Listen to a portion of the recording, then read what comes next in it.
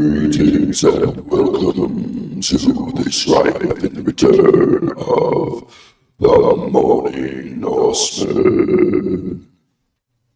What's up, ladies and gentlemen? Welcome. Thank you for coming to hang out with us. I know it's been a long while since me and this gentleman here have done a Morning Norseman, but we're back. You know, we decided it was time to bring the Norsemen back, and we're on a new day. We had been doing this on Thursday, and now we're here on Wednesday, on Woden's Day. So yeah, here we are. Hey, good morning, Feline. And Skull, beautiful. Good morning. Hope you slept well. See, Christopher John's been up all night because he works. He works the overnight shift, and so he's having his wind down with the scotch, and I'm just waking up, and I've got my coffee, nice hot coffee. different schedule. Yeah, hey man, I worked that shift as well when I was down in Orlando. I was packing out freight for Home Depot. And I totally get it, man. Being up all night. What? How does the song go? Up all night, sleep all day. Something like that. Yeah. I gotta say I don't necessarily miss. I don't necessarily miss working all night. But I if it, either, but yeah, hey, you you work what you get. Exactly. You work the shift that they assign to you. It's how having a job goes. But dude, how have you been, man? It's been a while. How's life? Excellent, man. That's what I like to hear. That's what I like to hear. The kid, he did his Black Sabbath concert. I think I showed you a picture or something. Yeah. And then he's got AC/DC coming up. Oh wow. This summer. Yeah. Right on, man. So, and but he's been playing like anything that he likes to hear. It's good. Yeah. That's how you know that they're doing it for the right reasons when they as I've heard it said, bliss themselves out. Just really absolutely love doing what they're doing. They just kind of zone out. Yeah. And they lose track of time.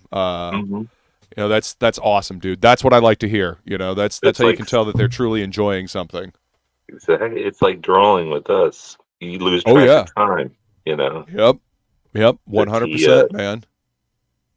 I'll hear him playing a different song. I'll be like, "Is that in the show?" He's like, "No, I just like it." That's awesome. What's up, Amanda B? Good to see you. Thank you for joining us today. Hope you're doing well. Amanda. Oh, boy, yeah. But yeah, that's the way to do it, man. You can tell that you're truly enjoying something when you just lose all track of time. Sometimes being an artist, losing track of time can be a detriment because you need to get stuff done, within a timely manner. But that getting in that zone, that flow state, as I like to call it, that's the way to do it. And it's just going, and you got it. It's like, yeah, man. Yeah. So, have you been drawing anything recently, man? I know that. No, I have not drawn anything in a very long time. Oh, I'm sorry to hear that, man. I'm sorry to hear that. I've been we've been talking a little bit about the kind of things like to kind of kickstart the juices for drawing again. Get back to kind of get inspired again. I've got a few things like that I keep kind of actually scattered around the studio here that I'll bring up to kind of like jumpstart the juices as far as like creating things. Is there anything that what do you feel like really like kickstarts you? What inspired you to start drawing to begin with, I guess? Well,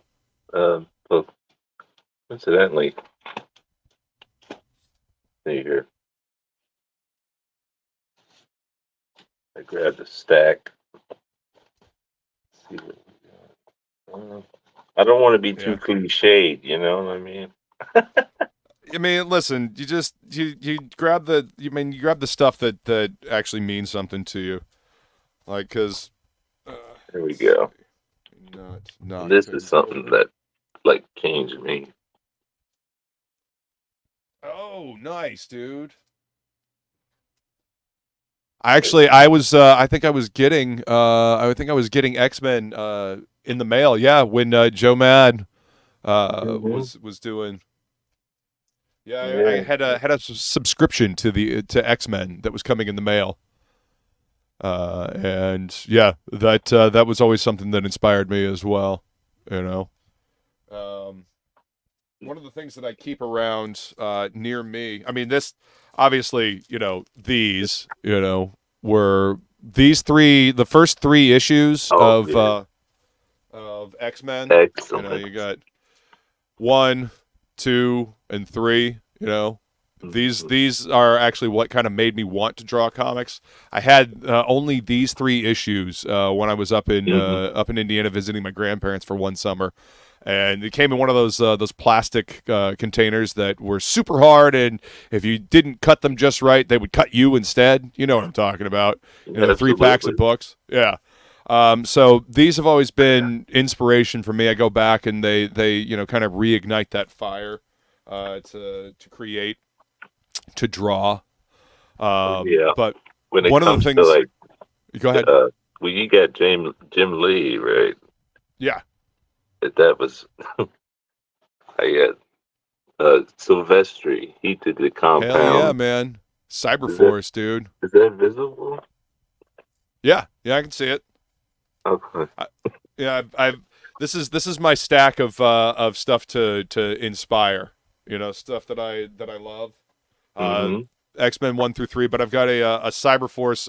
Actually, I've got a number 3 Cyberforce Ashcan edition that I got Oh, online. trash cans. Yeah, it's all black and white, so you can see the line work and stuff. It's really fucking cool, man. I love this book. Um, but on the back of that, I've got a Bernie Wrightston sketchbook. Nice. It was a little limited run sketchbook. I don't even remember where I got this book from, but yeah, looking at Bernie Wrightston's work always inspires me to get back to work as well. Yeah. And then I've got Elliot Fernandez's Black and Red here that I'll take a look through. This is the little sketchbook that he did, the crowdfunded a few years back. Okay. Miss Yeah. seeing this dude around. He's an incredible talent.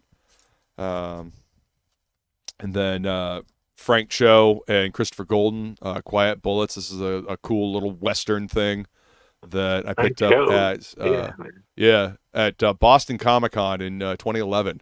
Had this book for a long time. Yeah, I love Frank Cho's work. And then here we go, Cyberforce. Got a couple of Which one's Cyberforce in that? here. I can't. This is number 1 of the ongoing Oh, series. Yeah, oh, the ongo. Okay. yeah, the ongoing series, and then we got number 2 back here as well, and then a random Capullo spawn. You know, these books aren't in the best shape, and they're copies, so I keep them nearby so I can have something Yeah, to look at. it's a reference. That's the yeah. I mean, Exactly. Line work.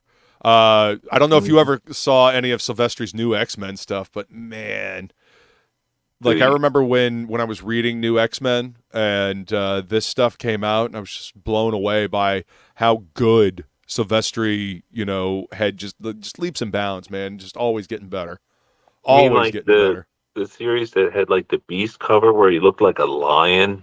Yeah, Is yep, that that's what? the Oh, same series. Yep, and this yeah. was kind of the capper for Grant Morrison's run on New X-Men, and holy shit, dude, I love this book. I mean, the interior. Shelby Robertson did a whole like walkthrough of this Mhm. book, like a art for inspiration thing, and yeah, this entire series is just fantastic, just really well done.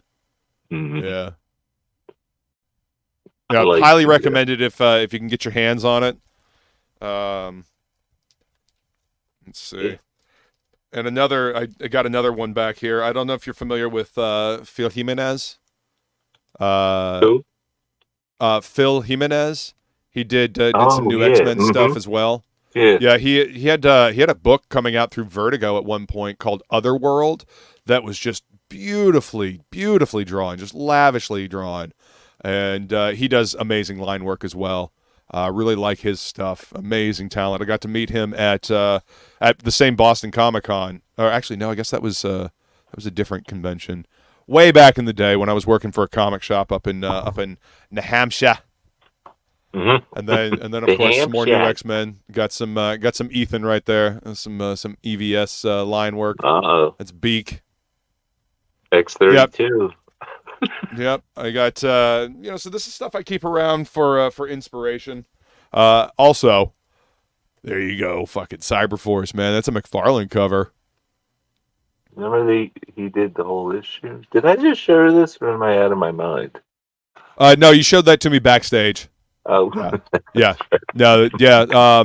That's right. That was the month that they all swapped books and did each other's books. I forgot about that. That was cool. Jim Lee did Savage Dragon, and then Eric Larson went back and it was. And then Eric Larson went back and redrew the entire issue, just so he could say that he did all of the issues, all of the comics. So, yeah.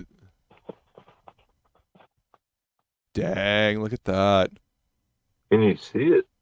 Yeah, I can see it. It's McFarlane. I don't know that I have that one, man. Yeah. That's a good one. You should see. Silvestri's cover of Spawn. His issue of Spawn is like legendary. Yeah, that's what I hear. I have it somewhere. I have it buried. Yeah. Well, that's the thing about having a big collection of comics. You gotta keep them organized. What's up, Stippling Vaughn? Good to see you. He says, "Original Crisis is my eternal flame for creativity." I hear that, dude. George Perez, he was on top of his game when he did the original Crisis on Infinite Earths. That is a classic for a reason. It's a classic for a reason. I was buying comics for art, but that was the first one that I bought for story and art, and it totally blew my mind. Crisis, dude. Right. Here's another one that I absolutely love. This is an Arthur Adams sketchbook that I picked up at a convention. Actually, yeah, 11. Yeah, so I got this at Boston Comic Con at 2011. But I mean, dude, just Arthur Adams' line work just always blows me away. You know what I mean? Like let's see. It has a flavor that nobody has been able to replicate. It just has this kind of energy. You know what I'm saying? Absolutely, man. I mean, look at the line work on that. Just the texture in Ursula here is it's phenomenal. But yeah, I keep this right next to the desk. And not to mention that Arthur Adams draws some absolutely gorgeous women. Yeah. Them curves, man. Whenever I need inspiration for drawing the ladies, I'll go crack open this sketchbook here, and there's definite inspiration. But yeah, good old Red Sonja in the chainmail bikini here. What's up, old dirty fatty? Welcome, sir. And you got some breakdowns and some finishes here. The pencil work versus the inked work. It's always fun to see the different the way things break down, the way things change. His pencil work is pretty tight. I wish well, it's not something. Do you ever do anything traditional anymore, or is it all digital these days?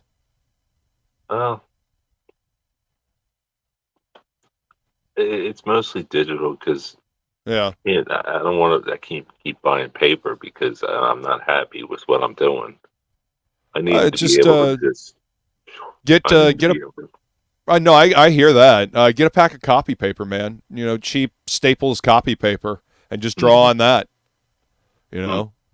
I mean, that's that way you can actually draw something original and draw something on pen and paper, because I feel like as artists we need to do both. We need to do the digital stuff because that's how I'm doing Mercenary Guild, but also draw something on paper. Like there is something magical about pen on paper, ink on page. Oh, I don't deny that. It's if I ever did a real book, I think I would probably do it traditionally. Yeah. That I don't think that I don't know if you guys that. can. I don't know if you guys can see the detail here, but like this is Mole Man versus I think this is an old Avengers cover, but the detail Adams gets and like the sheer amount of moloids that he drew is just insane on this. What comic is that from? The Moloid? Moloids, yeah. Mole Man's little henchmen. These guys. Spider-Man. Okay, yeah. Yeah. Well, this is Mole Man from Fantastic Four, and then you got Giant Man here, and you've got Iron Man over here, and yeah, got Thor down here. It's kind of like a Where's Waldo, and Captain America's right over here. You can see his shield. It's like a Where Are the Avengers in this this piece. But yeah, this book always inspires. I love his line work. Love the inks that he puts down. And that is nice. Oh, okay. Yep. Love that. Storm. Yeah, man. Storm in her classic costume. Absolutely. Yep. And then here's some of his older work. The covers to New Mutants that he did. Oh, the Hellions. Yeah, the Hellions, exactly. This is classic Arthur Adams stuff. Old. The person I think that I guess gets kind of close to Arthur Adams as far as like figure construction and line work, I think, is Brett Booth. I love Brett Booth's work. He's doing great stuff now. He's working on Spawn, actually. He's just taken over the main book of Spawn for Todd. Yeah. Yep. The Gunslinger. I've always wanted to buy that he was doing, but yeah, man, it was good for a while. I enjoyed it. I don't have the money to spend on. I hear that, dude. Especially just on random comics that you don't know if they're going to be any good. Yeah, I hear that shit, dude. I mean, I trust Brett Booth, but Yeah, well, I mean, let's be honest. The story is sometimes lacking, but all right. So this is actually the cover to Gear Station. I believe it's Gear Station number 3. Oh, could be that's wrong. Fraga's. Yeah, this is Fraga's, man, and I don't know if the camera is properly depicting all of these characters that are in here, but holy shit, this is an entire arena scene of characters. My phone is doing its best. Yeah. I mean, I'm trying to get it up to the camera so it'll. Oh man, hang on. Let me make sure that my camera is actually.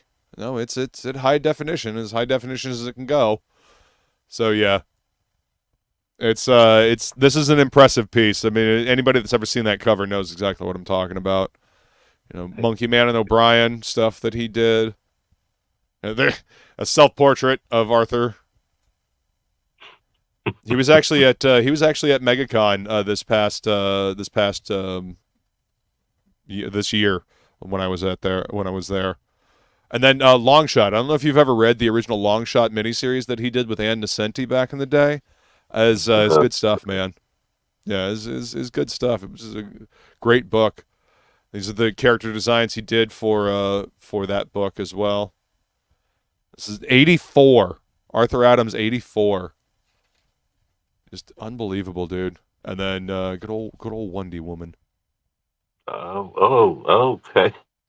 This is a personal favorite here, Tigra. Oh my goodness. Yeah. I love the look on her face, and then like the little mouse that's being held up at her. Yeah, good stuff. And then Batgirl and Black Cat. So yeah, whenever I need some inspiration, this is the book I come to. You know, it's literally right here off to the side. Do you want to see my book? It's Yeah, man. completely battered. Let's see. It's been through hell. Oh, Battle Chasers. Yeah, man. It's, Such a classic book. but you know, Dude, everybody knows. I love Battle Chasers. It's a fucking fantastic book, dude. It really I spent is. so many hours staring at this, and you know, hold on, let me show you something that it shows in my art, and I just hope that it's not. That whole fight between him and Garrison, man, and yeah, the dynamicism, the kinetic energy that Joe Mad was able to bring to all of his books is just unreal, man. Even when things were standing still, they were moving. You know. 100%, man. Absolutely. You know, that's And, because he had an energy to his work, and it's unfortunate that he doesn't draw comics anymore. He's he's making the video game. making video games. Yeah. But, it's all it's all good. This was Yeah, dude. See, this reminds me of Game of Thrones. Yeah. That's right. You were telling me that that you just finished Game of Thrones. We can talk about that a little bit too once when you're done showing this book. I remember when Battle Chasers was first coming out, and that whole cliffhanger imprint was was a big deal. Red Monica. Yeah. She's something. Anyway. Yeah. But yeah, I remember when Battle Chasers was first coming out, and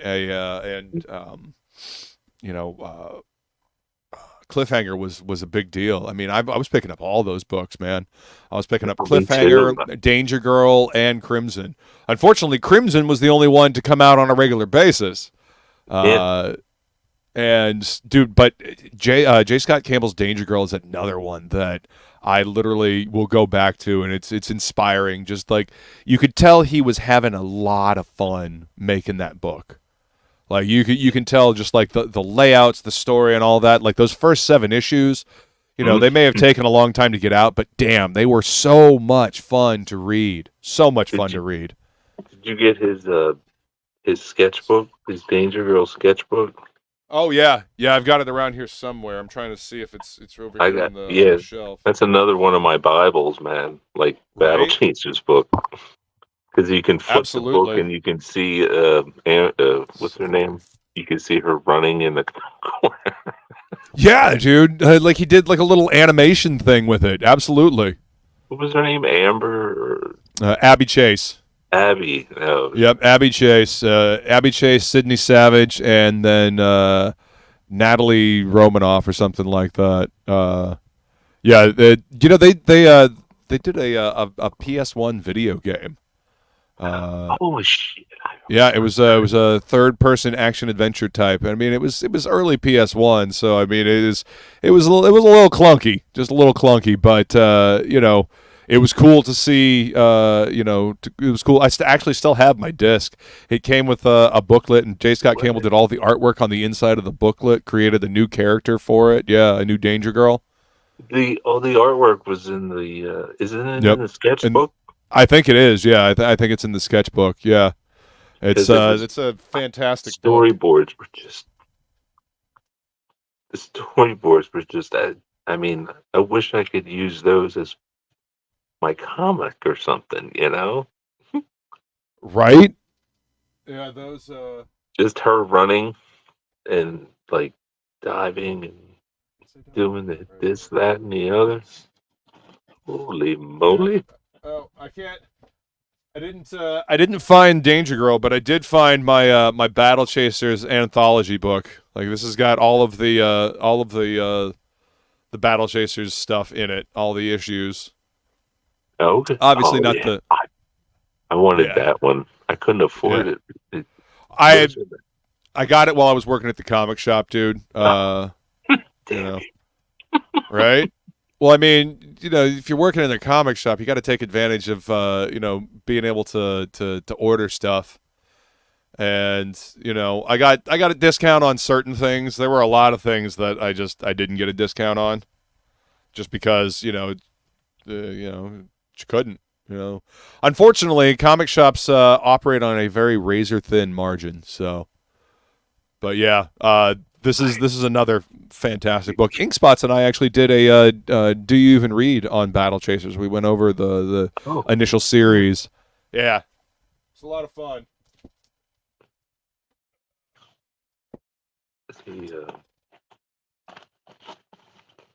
But how have you been, man? I've been good, dude. I've been good. Just working on Mercenary Guild. As a matter of fact, I'll show this piece of artwork. I've been showing this off quite a bit. This is Nicole, the Elven Sorceress. Mm-hmm. As a matter of fact, let me flip my camera and you can see both of these pieces here. Let me just knock the camera around. Yeah, I'll flip my camera around here and yeah.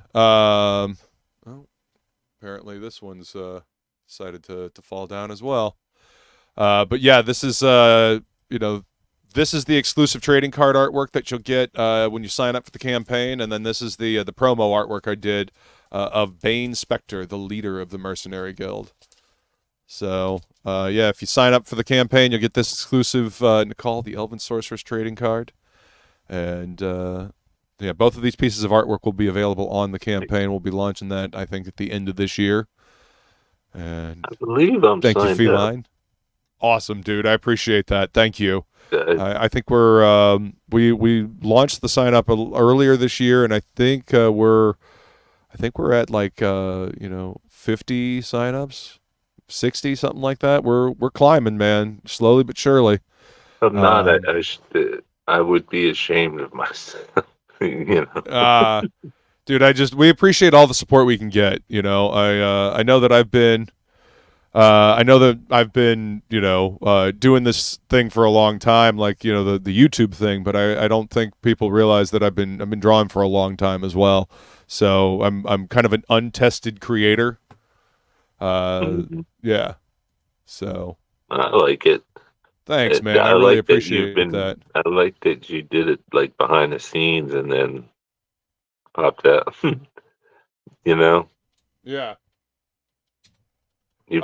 Well, I was building my infamy, as they say. Slowly but surely. Building. What was the thing that we were told when this scene first started? Like, build your platform. So I've been trying to build my platform, and I mean, Jason and I have been doing Topic List now for going on 4 years. This will be the 4th year, I think, in September. That's right. Nice shirt, Bob. Nice shirt, brother. Hell yeah. I need to be there one day. I got to take off work. It's gonna happen. Dude, we miss having you come hang out, man. Seriously. It was always good to have you come hang out with us. The scene's changed quite a bit in the intervening years, but I mean, things change, things evolve. We've got a lot more outlets now for our artwork. For campaigning. It's not just Indiegogo. People are using Kickstarter now. People are, and we've got, Fund My Comic. Luke Stone's got his own platform now, which is fantastic. We needed stuff like that, and it took a while for that stuff to build. So, Yeah, they're doing their own websites, and it's. Mm-hmm. I Absolutely, mean, man. talk about being independent. Everybody's doing whatever the frick they want, you know. Yeah, And I like that. absolutely, man. That's what we need. We need as much as I miss like the I guess the quaint community, the small like close knit community that we used to have. Things change, things grow, things evolve, and there's room for expansion. And sometimes that means things people move away, people leave, new people come in, but I think we've got more opportunity now than we did back then, and I think that is inherently a good thing. You know. I hate to be a broken record, but the I guess you know what I'm gonna say. I don't know what. The old couch doodles, man. That Oh was yeah. like it was like the best couple years of all time. Oh, dude, I agree. The old Couch Doodles channel. Speaking of the old Couch Doodles channel, what's up, Jason? He says at work, saying aloha. Good to see you, dude. Yeah, I know you're at work. Wish you could be here hanging out with us. Maybe we'll get Christopher John to come hang out on Topic List one of these days when they stop making him work third shift. Yeah. I mean, listen, man. Real life comes first. That's the truth of this whole thing. Real life always comes first. You got responsibilities that need to be taken care of first and foremost, and that's it's, as real life. But Hey, I mean, I hate to be I know you hate to be the bearer of bad news, but real life happens. That's why they say life's a beach, and then you die.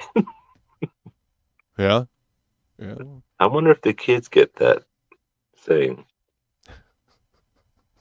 If not, if they don't right now, they will eventually. I'm sure. Because I worry about the kids. Well, I mean, all you can do is be a good example. Be a good example for the kids, and they learn from watching. I mean, I don't have any kids of my own, but I mean, I've seen my friends' kids and other people's kids and how they pick up on things, how they learn things. They're I don't think the kids are people discount how observant kids are and how impressionable they can be. Yeah. So yeah, it's and that can be a sad thing, like don't be a good example. They'll pick up on it and they'll learn from it. That's from what I can tell, seems to be the best way. We had ours only 10 years ago. I couldn't make one back. I mean, I could have, but me and my wife agreed that it wasn't right back when we just got married. You know what I mean? Yeah. Couldn't afford it. There was no way it would, Right. So I was 30 something when he was born, Mm-hmm. So he's only 10 he's 10. So. That's awesome. I mean, but that shows that you're actually thinking about it rather than just, Yeah.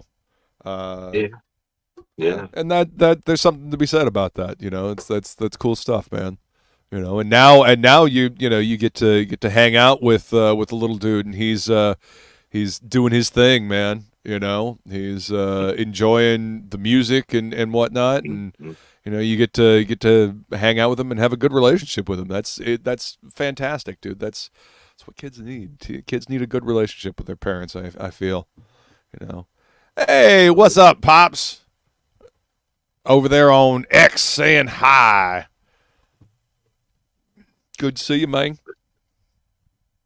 Yeah, I don't know if you know this, Christian, but you can stream to X now. Like I'm literally streaming to X right now, as well as YouTube. Yep. I'm on X. Yeah, well, we're broadcasting to X as well. Yeah. Yeah. I like being able to comment from here now. Yeah, man, it's pretty cool. I mean, the platform keeps building like this. It may rival YouTube at some point. You know, especially if they do the whole monetization thing. And you know, this is part of the whole landscape of things changing. I don't know. I appreciate that, Pops. Thanks, man. It says he'll still pop in and drop a like on that other place. Would people hate me if I said that I kind of trust Elon?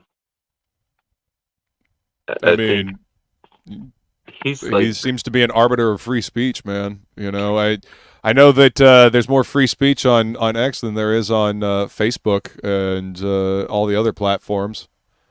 But he seems to be the most influential and biggest arbiter, whatever the word is for free speech. Yeah. Of any, whatever. It's yeah. Watching him dismantle Don Lemon was a beautiful thing to watch. I heard about that. We can't do that. I mean, that's not what this show's about. You know, we're here to hang out, and I'm gonna be switching my camera and doing some inking on this Betty Page. I got this Wednesday. Betty Page is Wednesday Addams. This is a commission for one of my old people at the comic shop, a customer at the comic shop, my buddy Roger. Yeah, so I'll be flipping my camera around and working on that. And Pop says I get 5 times the views on Twix than I do on YouTube. Yeah, I mean more people are watching on Twix than they're on YouTube right now. But you know, are we on Twix? Yep, Twix. That's what everybody calls it because you know it was the website formerly known as Twitter and now called X. So we mashed the two up and it's Twix. It's the candy bar website. Yeah. Yep. You know, the internet will internet, you know. I gotta make sure I don't have any. There we go. Anything. I could. Make sure they're not watching. Hey, you know what Kurt Cobain said, just because you're paranoid don't mean they're not after you. That's exactly right. Yep. All right, let me move this stuff out of the way. I'm gonna try. I'm gonna do my best to record this. Pop says I have a solid collection of Betty books. Nice, dude. Yeah. They've been doing a lot of these Betty Page comics recently, and my buddy Roger has been collecting them. I actually did. I don't know if you guys ever saw the Betty Page as Ripley sketch cover that I did. I could actually bring that up if people don't remember. Did a chronal compression on that one too. But yeah, that's another sketch cover that I did for this same client. I love doing sketch covers, man. They're fun. You know what I mean?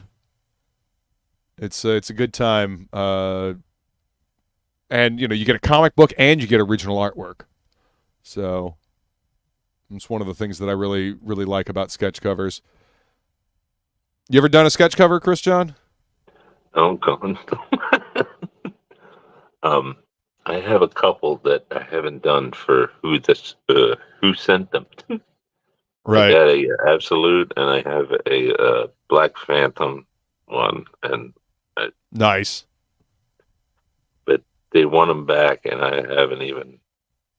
And I feel like I've abused the Absolute one because I've erased on it so many times because I don't want to mess it up. You know what I'm saying? Yeah, no, I understand, dude. I understand. You know, and unfortunately, you can't. I've had the same problem, and you gotta. I don't know. You kind of just gotta get it down. I do some sketches ahead of time, And you can't be so precious with these things. You just gotta get the thing done. You gotta have faith in your ability, man. All right, so this is. Let me. Nope. There we go. Okay, and now, there we go. This is what is happening? There we go. That's the layout I wanted. This is the Betty Page as Ellen Ripley sketch cover that I did for Roger. Nice. Thanks, man. You got the cat. She's trying to save the cat. Got the alien up here, and it is dripping its acid drool on on strategic parts of her jumpsuit, and she's clearly not happy about it. Got the flamethrower. Yeah. And then this is just a regular Betty Page like pinup style that I did for my buddy Keith, another customer at the comic shop. So yeah, I enjoy doing sketch covers. If anybody is interested in commissioning me to do a sketch cover, hit me up on X. Yo, what's up, Lakem? Good to see you, man. Good to see you, buddy. Welcome. Been a while since I've gotten a chance to stream with Lakem as well. He said the other day that he got a camera and a microphone, so he'll be joining us maybe on Topic List at some point. All I have is my phone. I just hope. Yeah. Dude, it works just fine. You good, homie? You good? Do I sound Coming like soon. I'm in a hallway or anything like that? No, you actually sound pretty good, man. Whatever phone you're using is working out pretty well, man. Gotta say, yeah. Excellent. Yeah, coming soon. He says, "Well, good, man. Look forward to having you on the show again, hanging out with us." Let's see what Betty Page. Yep, this is Betty Page's Wednesday Addams. And I've got got cousin Thing up there on the top of the chair, on the back of the chair, and then the armrest. I don't know if you guys can see. There's little skulls in the front there, and then the chair's got claw feet down at the bottom. So yeah, I'm finishing up these commissions so I can take them to him next weekend. Not this weekend, but next weekend. Wasn't when was her prime time? That was the 50s. Yep, 50s into the 60s, I believe. She was one of the early pinup queens. Yeah, that was. Oops, trying to move my drawing, but I remember seeing it. There was neighbors' fathers had their stash of like pinups and Oh yeah. And yep. She was like forbidden. Like we could. Verboten. Yeah. I mean, there's certainly some risque stuff, but I mean that pinups like that have like they're kind of very much Americana. Oh yeah, now yeah. Because. Well, I mean, and the pinups that were on the nose of the planes, man. Like the bombers and stuff like that. I mean, they were that was part of like, the thing for warplanes and stuff like that. So there's a history of it. There's a history of, absolutely of them. All right, let's see and record. So here we go. Let's see if I can ink up Betty Page here, and right. See, the inking process is always where I get a little scared because I don't want to. Because pencil you can erase. Ink is permanent for the most part. So yeah, but you got that's why God created whiteout. This is true. This is very true. Sorry. No, that is accurate, man. It's exactly why whiteout was created. They call it correction fluid for a reason. Correction fluid? Is that what it? Oh yeah, that's what the little tagline underneath whiteout is. It's correction fluid is what they call it. It sounds disgusting. Right? Hey, what's up, Luke? Good to see you, man. Thanks Not for much, joining man. us. My pleasure. How you guys doing? Doing all right, man. Just inking up a sketch cover here. Another Yeah. Luke. I feel a little scared. I don't want to get ganged up on, man. Nah. So you got the light Luke there, and then you've got the dark Luke here. You've been hanging out with the dark Luke. That's what we discovered years ago. Yeah. Yeah. How's life, Luke? Good to see you, man. Good. Yeah, it's good to see you too. It's going pretty good. Just Good. lots of work to do. Tax season, trying to get all that taken care of. Oh, Lord, yeah. God, yeah. I can only imagine now, especially with Fund My Comic going. Yeah, it's going really well over there too. Oh, Good. Uncle I was Sam actually must just telling be- Chris John about that. Yeah, we got, what is it, 90 live campaigns at the moment? That's fantastic, dude. 90? 90, yeah. That is fantastic. Sorry, I didn't want to repeat, but Yeah. Yeah. It's pretty amazing, man. And how long is Fund My Comic been rolling so far? We just had a year anniversary. Wow. March 17th, was our 1 year official. Being public, yeah. That's fantastic. Like I hate to use the word again, but I mean it's true. It's really awesome that you've been able to get, this much momentum in just a year. It's impressive. We've campaigns that have captured and closed. We've raised almost $430,000. Wow, dude. And this this is all stuff that's it's actual just books. It's for books. It's for comics and magazines and anything, all this geeky stuff. Geeks, yeah, gotta love them. hell yeah. Well, they're passionate about the stuff that they love, man. We really are, and it's just nice to have a space that's kind of for us, by us. Oh yeah, 100%. Well, 100%, man. They're honorable with their loyalty. Yeah. Yeah. I don't know how else to put it, but Well, that's because they care. They care about the things that are important to them.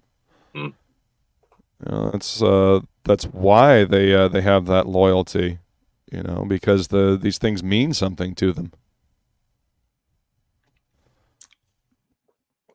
So, what aside from Fund My Comic, what else are you working on, man? How's Hybrids going? Getting back into issue 10 of that.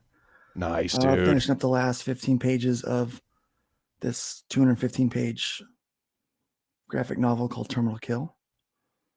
Working on some character designs for a new series I'll be working on called Pawn.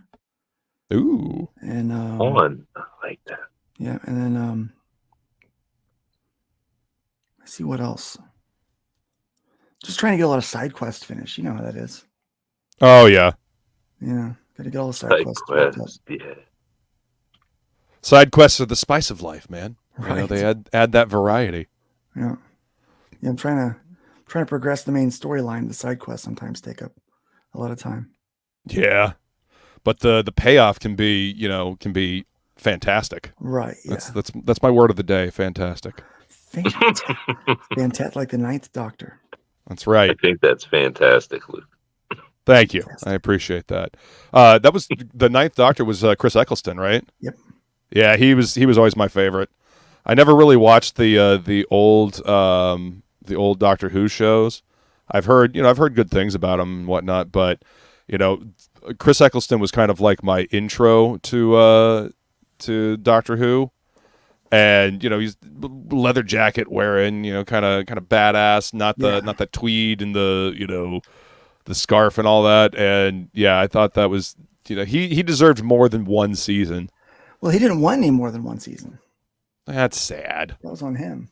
Yeah, I know, but from what I've read some interviews, and from what I understand, the stress it wasn't for him. He didn't want to do more of it. Yeah, I mean, movies are one thing, but when you're an ongoing series can be tough. Well, it's constant stress, man. Yeah. So I totally get that.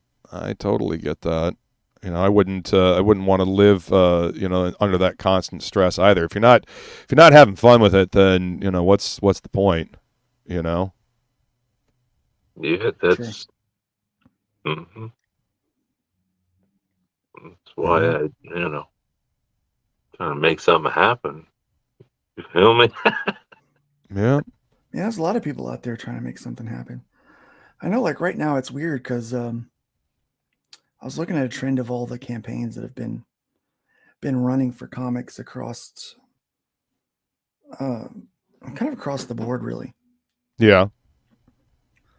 And thankfully, there's places like CD Tracker that helps us track all of those campaigns, and then I could take a cross section of IGG and Kickstarter and see what they're doing. As far as what's getting funded and what's working, and then kind of get an idea of where things were, 3 years ago, 4 years ago, to 2 years ago, and even a year ago. And the trends are all down. Oh yeah, that is true. Yeah. What's the trends? Yeah, the crowdfunding. It's the buying trends. Yeah. Oh yeah.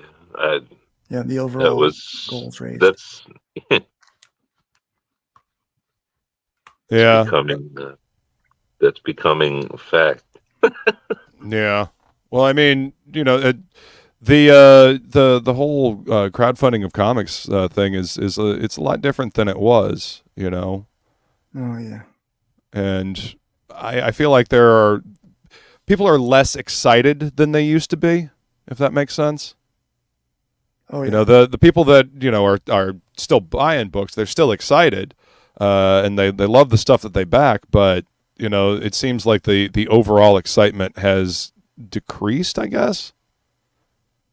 Yeah, that's what do you? Sorry. I think that's accurate. I think people still like to do it. I think, and man, not to sound like some of these weirdos out there, but I think late books. Yeah. Late books. Late books. Yeah. Late books. I do think that campaigns that take a little longer to produce, when the economy is the way that it is, can cause people to be a little more cautious about what they spend money on. Well, I fully agree, man.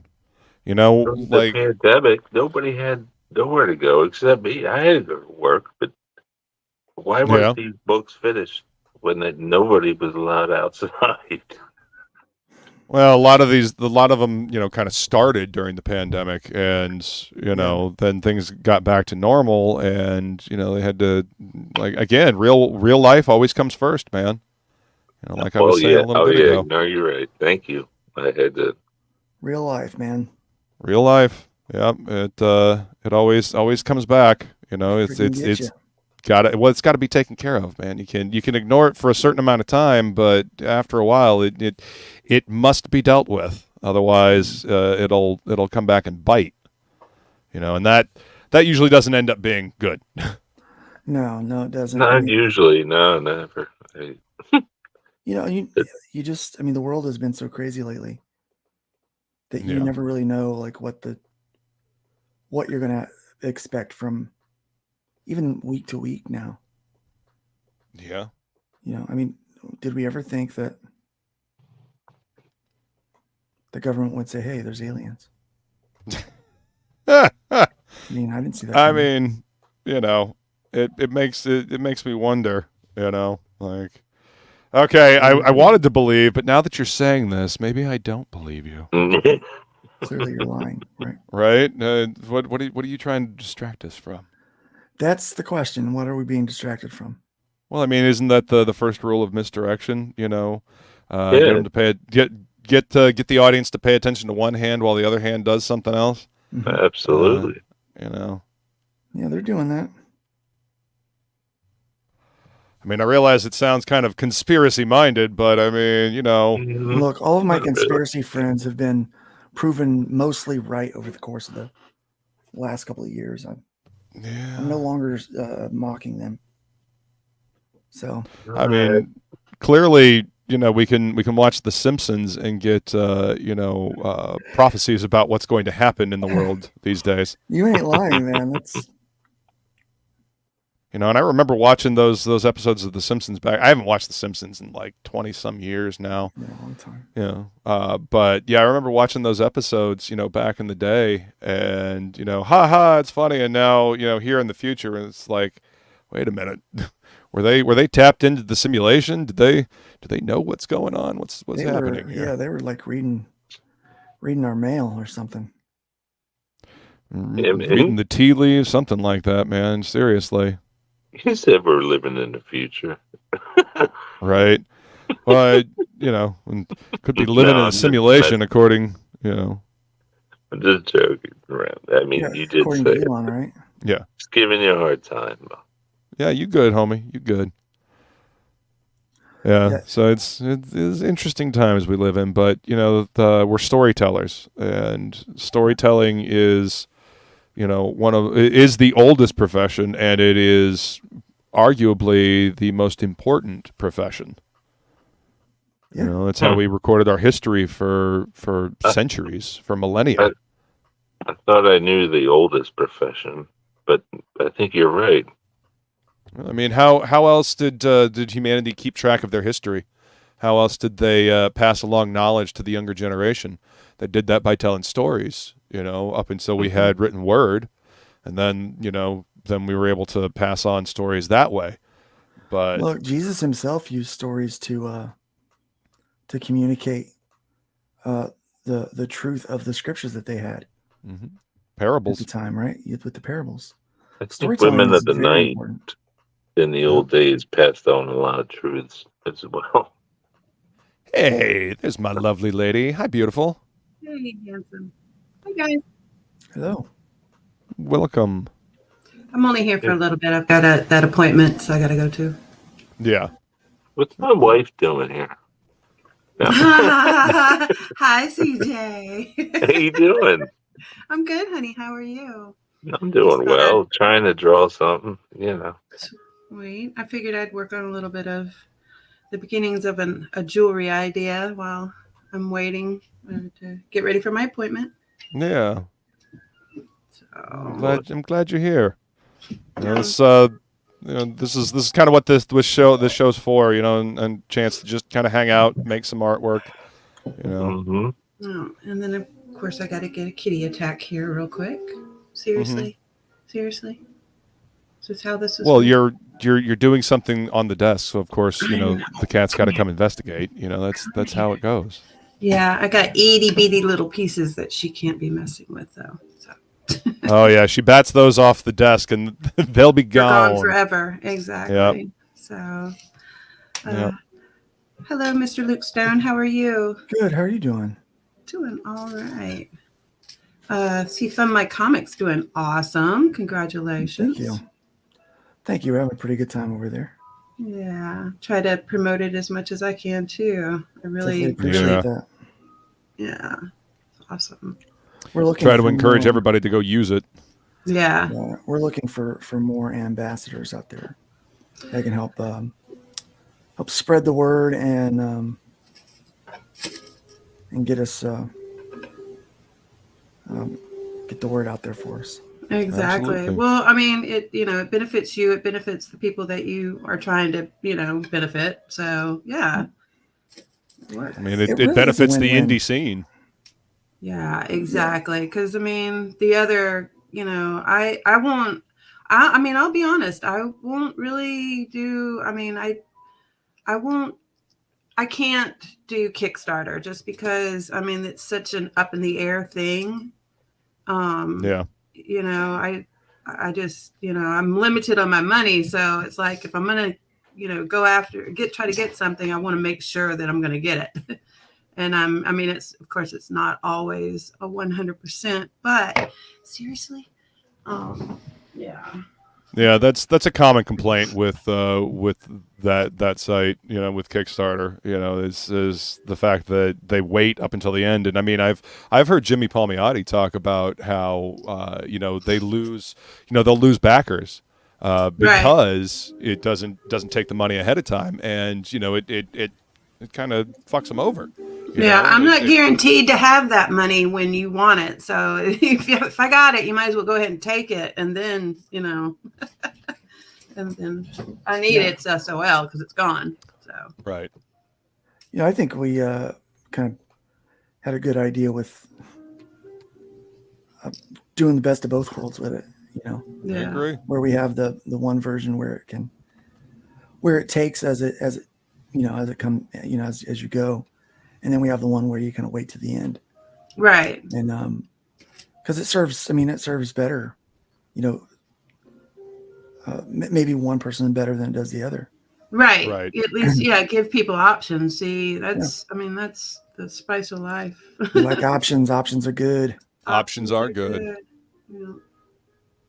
I'm going to go grab some more coffee. I'll be right back. Shocking. No one? Coffee. I need more coffee. Well, listen to me yawn. Yeah.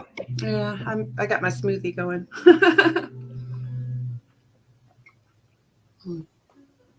Just got done my work week. Yeah. A few hours ago. This is happy hour for CJ.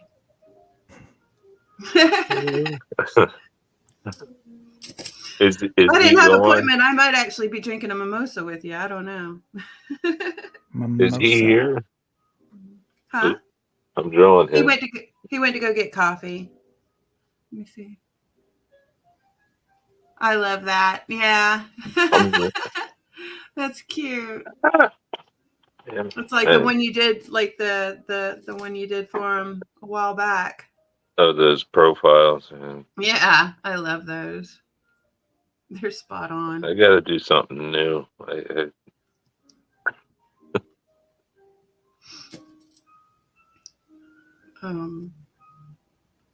Who's that? So, who else is here that's not talking? Just us. Yeah. Just coffee. There you go. Show him now, CJ. Oh yeah. Hey, what's up, Mike McMahon? Good to see you, brother. Oh, Hey, Mike. And thank you, sir. I appreciate that. And what you got, CJ? I was just revisiting. Where did? No, you can't not show him now. Oh, well, now I'm curious. I almost lost it.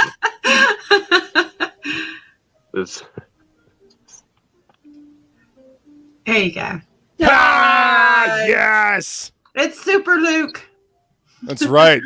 Every time the first time you showed me that, I was like, damn, you know what? I need to get out there and start lifting weights. Does that say Pluviophile?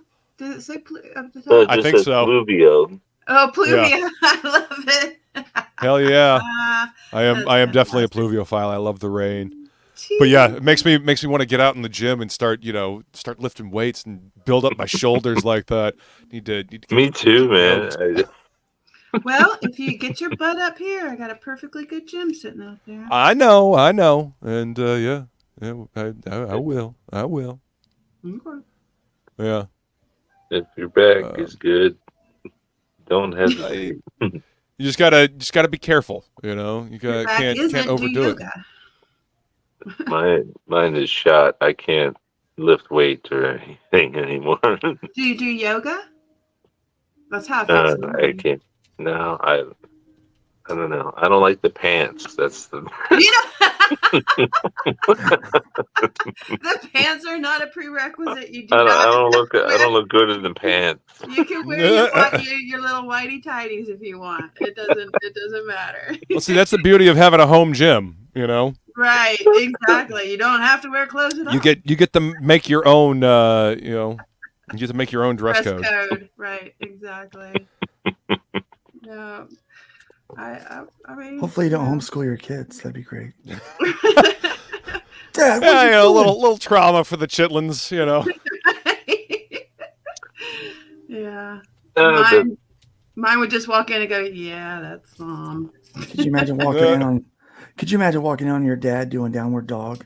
No. what is that? No. Oh my God, that's It's a I don't yoga even- position. Yeah. Oh, Horrific. horrific. Oh my God. You know. Or cat cow. Oh my God. Yeah, that's you hilarious. know, there's certain things that just traumatize kids. yeah. Right.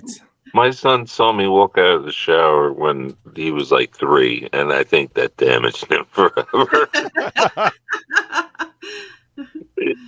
Father, put that away. Right? It was like 2 sec. I mean, not even 2 seconds. I was like, oh, you know, you put your hands down. And he was just his. If you have kids, you understand their faces.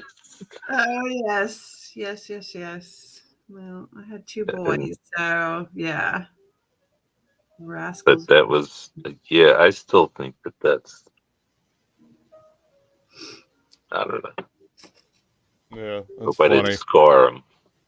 I'm sure he'll be all right. I think He'll be survive. all right. Yeah. He's got to learn. I mean, well, he's resilient. 10 now. But I wasn't like, yo.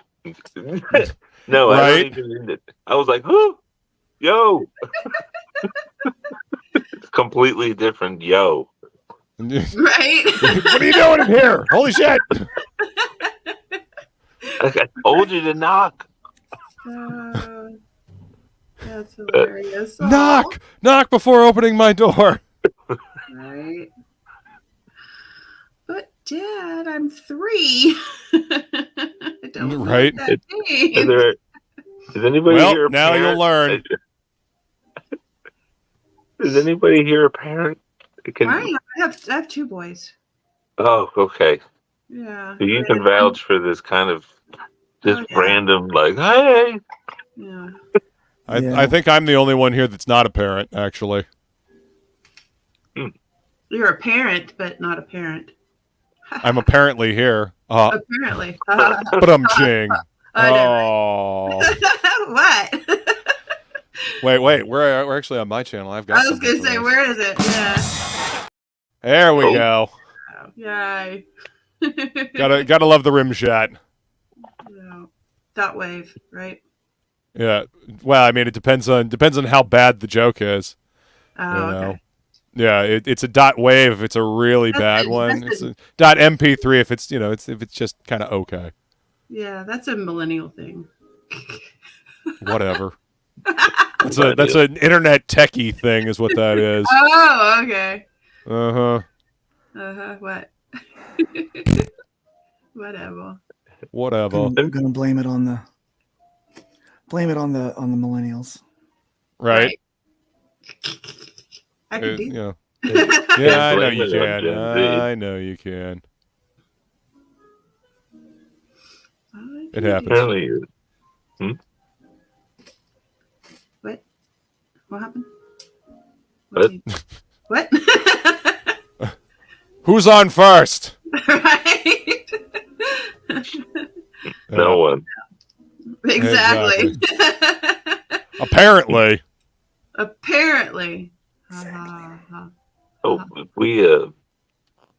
what were we going to talk about? Damn it. Game of Thrones was something that you were telling me. You actually watched Game of Thrones over the weekend. You watched all of all of it. Years Yeah. ago. The whole thing? You watched the No, whole thing? the whole thing, and like, And while I was standing did you looking think? at trains. what did you think? What's your The ending Yeah, was well, I was very gonna say unsatisfying. it was extremely unsatisfying. I was like, what the? I felt like I had wasted half my life because of that ending. That's exactly what I thought, but You just- you know, it Yep. had only been a few days. See, I watched this new show with my wife called Apples Never Fall or something like that. Hmm. And it's I had some faces that I recognized in it. And it was very interesting. So like it was about the mother was gone, and so they thought the dad had killed her. It was like this like weird, it's kind of Gone Girl scenario, right? And the ending was just so unsatisfying. What was the name of it? Apples Never Fall, something like that. Hmm. It was on Peacock. Oh, okay. Oh, okay. Cool. And I was really pissed. Yeah. I spent my time watching this show. I was like, I don't have time for this crap. I don't. Exactly. I invested so much time into this Where show. there's a will, there's a way. And John wasn't even the king at the end. That just pissed me off so bad. That's what people were really mad about. What's up, Will? Good to see you, man. Will says Fred Durst, James Hetfield is back. Yeah. Who? CJ, you. With the hat backwards and the beard. Yeah. Yeah, good to see you, Will. But yeah, Game of Thrones was a huge letdown. It's because they ran out of material. That entire last season was just, let's hurry up and get this done so we can go direct Star Wars. And then that last season did so poorly that they lost the Star Wars deal as well. Yeah. So all the rest of it was fantastic, except for the slip ups with like the cup and stuff like that. But other than that, it was great. Right. And there was fantastic opportunities for that sword. Mm-hmm. Yeah, big time. It just looked like they were just like, you know what? Okay. Let's just wrap it up. We're done. Just wrap it up. Yeah. Right. Well, I mean, that's why they moved on to House of the Dragon, so they could try to salvage the brand, I think. And I don't know how well that worked out, actually. I haven't. Neither. I started the first episode, but I couldn't stomach it. Hello, Foof. I don't want to hear about one house. Right. I want to hear about multiple houses of dragons. Right. No, ma'am. Yeah, I mean, I don't know. I never checked it out. Honestly, I don't really watch much TV at all anymore. Like I spend more time, listening to audiobooks or I don't think YouTube so. videos No, that teach me how to do something rather than watch TV. There's really no sense for you being here. Just saying. Well, TV's not evil. Internet is. No. What's up with Vikings, man? You were saying that it's. Remember it's a good show up until a certain point. It kind of lost a lot of its luster for me around a certain season. I don't want to spoil anything for anybody. And then then they lost me when they got rid of Ragnar. Okay, well that's what I was trying not to say, but yes. I stopped watching it. Ragnar. Come on. I don't know anything about it. Yeah, they kind of were following the historical accuracy up to a certain point. Obviously it's historical fiction, but then they swung wildly into historic revisionism, and they kind of shot the show in the foot doing that. So, let's see. Will says Game of Thrones is postmodern nonsense by a frustrated fat kid. First season was a good whodunit. 2 was a decent war story. 3 fantasy outstaying its welcome. The rest skippable. I mean, I enjoyed most of it up until the last season. Season 7 kind of had a sharp downturn. The Battle of the Bastards was fun, and I think after that it kind of fell off. Let's see. Well, can we enjoy something? Battle of the Bastards. Damn it. That's a typical Tuesday night for me.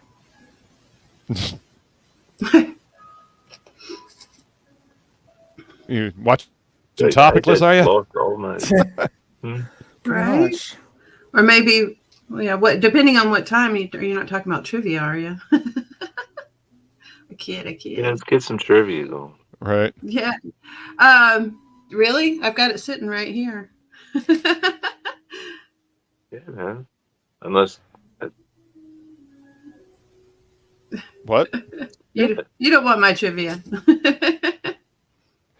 That trivia will make you Well, think. Now, like it's I like and yeah, that trivia will hurt you if you're not careful. You know, not It's- usually, the but running joke on the show is Flying Felines hurt feelings trivia, because she puts a lot of work in to make the trivia challenging, and so yesterday I only got I think I only got 2 right yesterday. Yep, you got 2. I got half a point. Yep, see,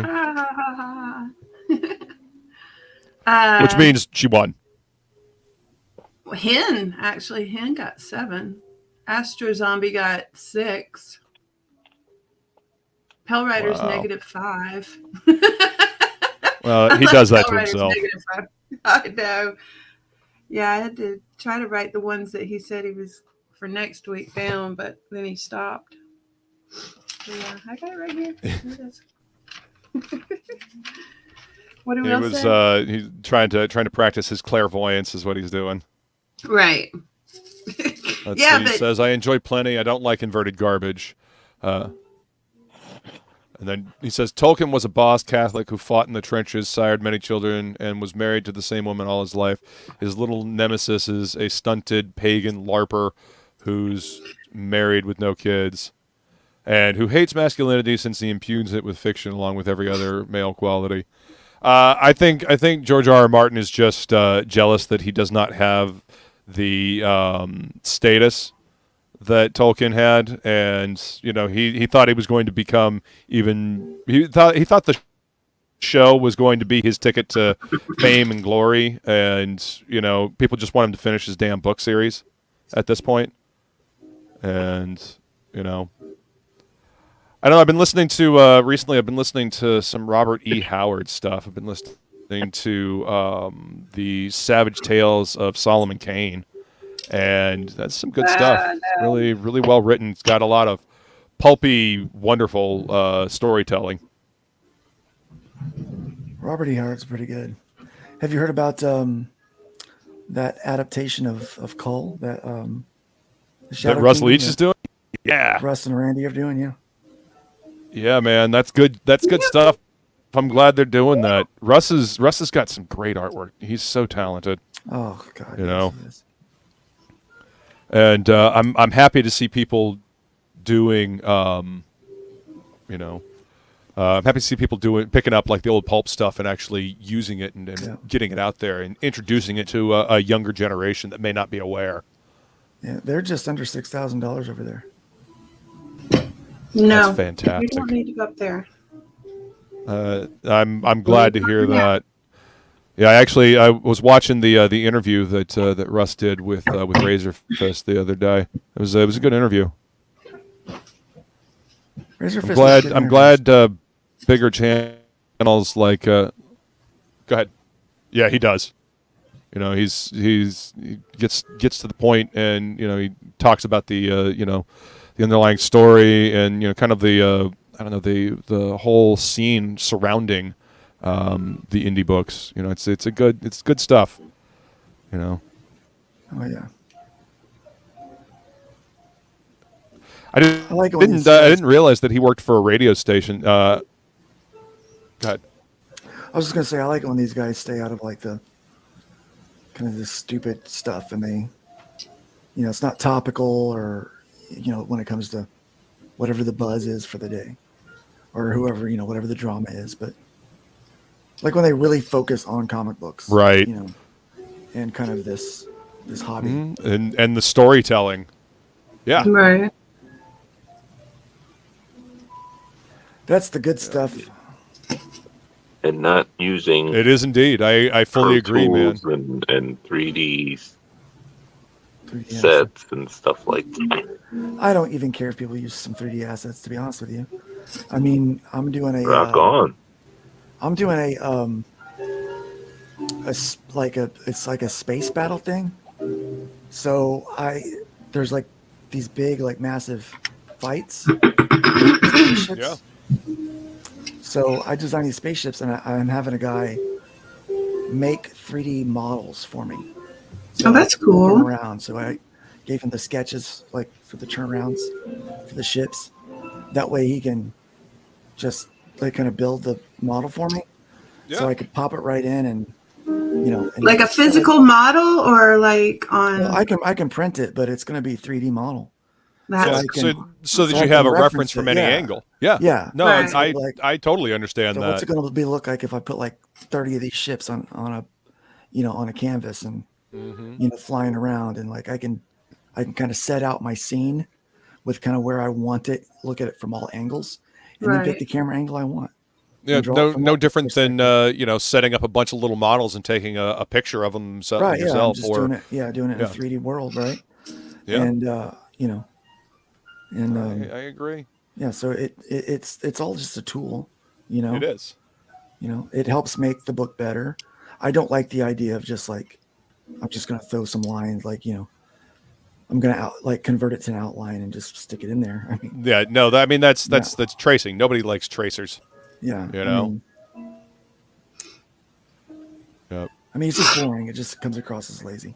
Well, I mean, you can always tell when something's traced. It has a lifeless quality. There's a certain amount of energy that gets transferred to a piece that is actually drawn. It's no matter what you do. A traced piece will always look like a traced piece. It will be flat and lifeless, no matter how much you try to spruce it up and make it look like you actually drew it. The only way to get that energy across is to draw it. It's an energy transference.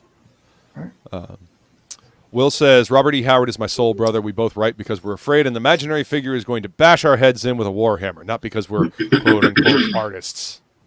That's funny. Yeah, and Robert E. Howard over George R. R. Martin every day. Agreed.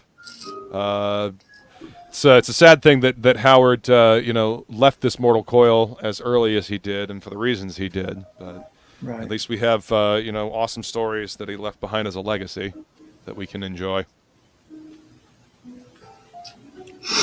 But yeah, I'm with you, man. Being able to set up scenes and then have that as a reference to be able to make things. I mean, with how quickly people want things done and how much we want to get done, having something that helps mitigate that time is it's a lifesaver. Yeah. And, Too much to do, not enough time to do it. Yeah, setting up the kind of the 3D space. Yeah. With your models kind of where you want them and stuff, but just so that you can play with camera angles and decide, what perspective am I going to draw this at, and maybe I've had to take a break from this project for a minute and go back. It's like, well, what did the underside of that ship look like again? I can't remember. It's one of those things where it's all right there in front of you, so it can be saved as a layer whenever you need it.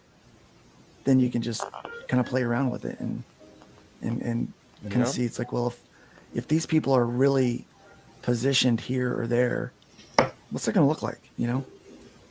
And then because I mean, you can draw something, exactly, and that's actually one of the keys is being able to keep things consistent. I've seen a lot of people complain about this isn't consistent, that isn't consistent, and that's one of the things that can help with consistency. It's got to look like the same. It's got to look like the same ship's got to look like the same person going through the entire book. And that can be difficult to do. And having your reference, that's the whole reason why people do turnarounds. So the character looks consistent throughout. I attach them to every project if I have them, so I can reference it until I get to the point where it's like with hybrids. I mean, I can draw those characters in my sleep. I don't need that. Yeah, I mean, you get to the point where you're just used to drawing them, as much as you. I mean, that's what happens when you go through issue after issue after issue. You know, you're kind of hanging out with these characters page after page, and you get their forms down. Yeah, I'm 200 pages into this one right here that I'm doing. Oof. It's 215 Wow. total, so I'm almost done. Yay! But I still Holy use crap. face Dude. references. I still use face references. Oh yeah. Because I'm like, I'd say you were good. I'd say you were in the groove, man. Right? Yeah, How long has Sure. it taken you to do the 200? No, don't do that. I've been working on it for a year. Okay. It's been a whole year of my life working on this book. I like the story, but man, I'm ready for it to be done. Well, you only got 15 pages left. Yeah, and then I got smacked with a kind of a dream scenario from the creator. He wants Uh-oh. books printed in hand before he leaves for a film festival in May, Uh-oh. so Oh, that wow. he can pitch the No, ma'am. movie, right? Right. So I've had to bring on a second colorist to try to catch up with me, Fluke. and that way we can get this thing off to print. That's awesome, dude. Yeah. That's my worst alarm ever. Yeah, that's pretty much- I Chimes. hate The chimes. Sorry, I've got to go get ready for my appointment. And I lost a ring. Okay. Well, thanks for coming to hang out with us. Yeah. Yeah, I wasn't sure if you were going to do it or not. And then all of a sudden I was like, oh, okay. Yeah. Well, I set up the stream last night after I finished Topicless, and just in case, and then got a message from Christopher John this morning, and yep, Awesome. ready to roll. You know, Thank you, Nice. Feline. Will's for hanging asking out. appointment hand modeling. What? Will is asking appointment hand modeling. Mhm. Yes, hand modeling. That's totally what it is. Exactly it. Yep. Because Yep. I have such beautiful hands. Don't let her fool you. She does. They're right here. You can see them. I know. Okay. Yep. Shut up, Doug. Just for I Pedro, sent the had link you to that for Pedro. Yeah, You? I sent the Yeah. link to Pedro, and see, Will agrees with me. Yes, she does. There you go. Aw. Pedro. Okay. He gets an aw, but I get a whatever. Okay, I see how you are. What? Uh You knew what this was. huh. Uh huh. See? You Whatever. knew what this was when you got here. Yeah. Right. You DJ. know what this was. I was It's looking in the forward to title. Yeah. And I never hung out with Luke, so Luke Stone, that is. Yeah, nice to meet you. Yeah. Nice to meet you. All right, you guys, enjoy the rest of your show. And Luke, Dark Luke, rather. Yes. I love you. I will. I love you too. I will message you here in a bit. Okay. Okay. Please be safe. I will. I mean, I'm not leaving yet. I'm just. Oh, gonna get okay. ready for it. Right. Okay.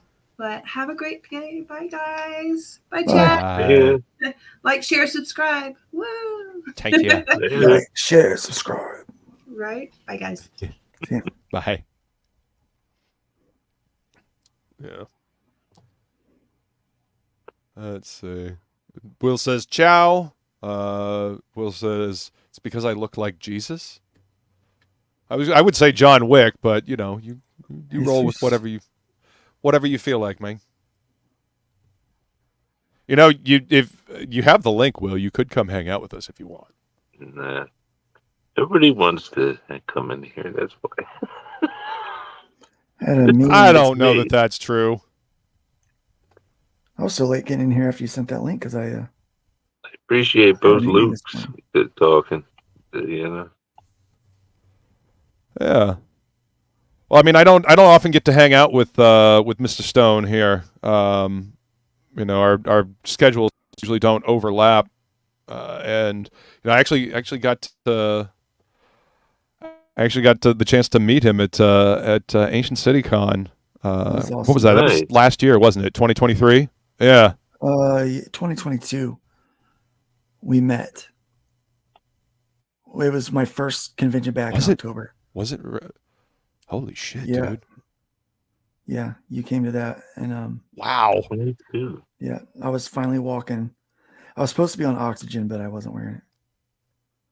That's fuck that right. shit. Yeah. That was the first time we got to meet. Because I brought the artwork for the variant cover I did for Brian for Yeah. Shattermare. Yeah. Yeah. Yep. And then 2023 was back at Ancient City Con, and you were there. You were there with the booth, and I got to pick up the hybrids books, which, by the way, I really enjoyed those, man. That's a fun story. Awesome, thanks. I'm glad you're still working on that, man. It's good stuff. I'm glad I picked up both the trades. I have a lot of fun with that one. It's I've got so much story still to tell with it.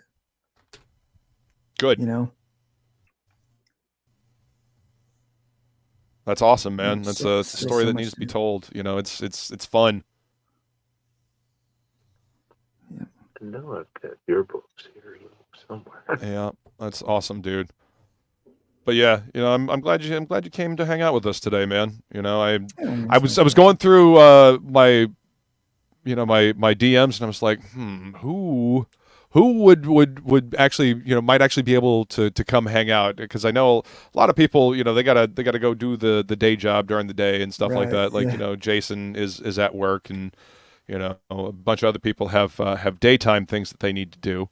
But you know, I was racking my brain trying to think who could come hang out with us, and I thought, you know, since I know that you're doing this full time now, I thought maybe you could come hang out. So I'm glad you're here, man. Glad to be here. Me too, man. Thank you. So it's been a while since Chris John and I have been able to do one of these. You know, and I actually like doing stuff during the day like this. You know, because all the shows are at night. It seems, you know, it's like a bunch of nighttime stuff, and you know, I'm gonna be sitting here, you know, working on artwork anyway. You know, might as well hang out and get some watch hours and all that fun stuff. Yep. Have fun, man. Yeah. How do I want to do this page? You don't want to do this. I said, how do I want to do this page? Oh. He says, "How do I want to do this page?" Sorry. It's always the fun part of laying out a page. Like, how do I want to pull this off, and is it going to end up the way I want it to pull off? Hopefully. We can hope it turns out Right. the way I want it. Are you laying out the page now? Is that what you're doing? Yeah. Doing the layouts? Yeah. See, to me, that's the heavy lifting of working on a comic page. Oh, it really is. Is the layouts, figuring out how you're going to get the story to flow properly. Oh yeah. The you know, once you the pencils, you know, you've already got the layout knocked out, and then you're going in and you're detailing things out and getting things solidified. And then to me, the inking process is almost That's the easiest part. it's almost like it's almost like the relaxing bit where you're just, you know, you can almost turn your brain off and just go. The blacks need to be lined up, like the composition like the blacks on the page need to be lined up so they can control your eye as it creates like an S Sounds racist. formation on the page. You understand what I'm saying? Oh yeah, I agree, man. You know, to me, that's part of the layout process, though. You know, and then I found that I figure out a lot of like my shadows and stuff like that. I've got the basic stuff down when I do the layouts, but I feel like I figure out a lot of my shadows when I go to do the inking. Do you guys find that that's true as well, or do you like actually knock in the shadows and the dark areas when you're penciling? I kind of figured that out on my layouts as I'm figuring out the page. Really? Okay, all the way back then. Yeah. Okay. Well, That's why it takes me so long. The pencil and ink, because I actually combine pencil and ink. So I'm not real proud of this page yet. I'll share my screen once I get to that point. Once I get to the point where I'm like, Okay. I think I got it. Until then, it's just it's a mess. And it's like, like when you've got like you're working on a project at home and everything's just like chaos. That's kind of what my page is right now. It's just a bunch of chaos. It's a bunch of sketches. It's a bunch of reference images I've pulled in. It's just all kinds of just nuts. And so I'm like, I am not ready to show it yet because it's, you don't want to invite someone into your house when it's like that. So right. when And that's how it all starts. It starts with that chaotic mess, and then you kind of pull it all together to create, the final image at the end. Yeah, I get that. So kind of once I've worked through some of this chaos, controlled your eye on the page. It's I'm going to work through absolutely, some of this man. chaos here. Once I do, I'll share it and I'll kind of show my pencil ink process. Which goes pretty quick. I can't wait. I love seeing how other artists work, how they figure things out. That's why I love watching time lapse videos. Seeing the thought process that goes into what people are making, what they're what they're creating, where their mind goes, how their mind works through it. Well, the problem is this is a boring page. There's exposition that has to be, it's kind of a transitional thing, right? Here for the climax of the story. One thing's happening, but this page has to happen to change the main character's kind of motivation or right resolve, not the motivation, but the resolve. Like, how is she going to now respond? And so this has to happen. It just so happens that. So it's an important storytelling page. Yeah, but the writer, he didn't set it up like a comic book page, right? So, because he's a movie director. Right. So it's set up like, oh, we're going to do cameras. So I'm essentially the cinematographer for this book. So I'm thinking, well, how do I shoot this? And how do I? So what I did for these two pages, I drew out boxes. And at the end of the second page, I did a thing like, this is how I'm going to end this. This is my page turner. This is how I end these two pages. And so now I'm just figuring out, I know where it starts, and I'm just trying to figure out the flow to get to the end, which is chaos. It's chaos, really. There was no storyboard? But I mean, that's how it starts. No, I'm the storyboard artist. I'm the guy. Oh, okay. I'm the guy. I'm doing the whole thing. He's he's composing the shots. Yeah. Take it easy, Will. He says, all right, fellas, I've taken out my excess energy on you people long enough. Time to move on to the checklist. Luca, we'll see you in Feline modded on Monday's show. Awesome. Mr. Stone, thank you for all you do. And CJ, stay ornery. Take it easy, Will. It's my pleasure.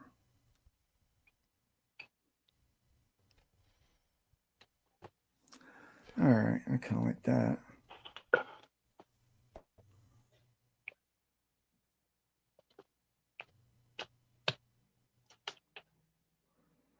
I should have had this done yesterday.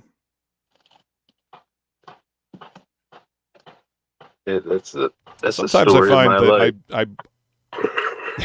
that I want to have, like, I sometimes I overestimate what I can get done in a day. Does this ever happen to you guys? Like, oh yeah, I can get this piece done and that piece done, and there'll be no problem, and then you actually get into it. Every day. Good. I'm glad to know that I'm not alone in that. Because sometimes I'm like, well, shit. I was supposed to get this done today. Man, so yesterday I just had the worst headache. I don't know if you ever have those days where it's like you're trying to work, but you have a bad headache, and so it was like, so my eyes were hurting, my head was hurting, it was making my back hurt, and I was like, I just can't sit in the chair anymore. I can't do it. I can't stare at the screen anymore. I just got to turn the lights out and close my eyes. And so I wasn't able to get as much done yesterday as I should have been able to, just because it was not a good health day. And I still have some of those problems, you know.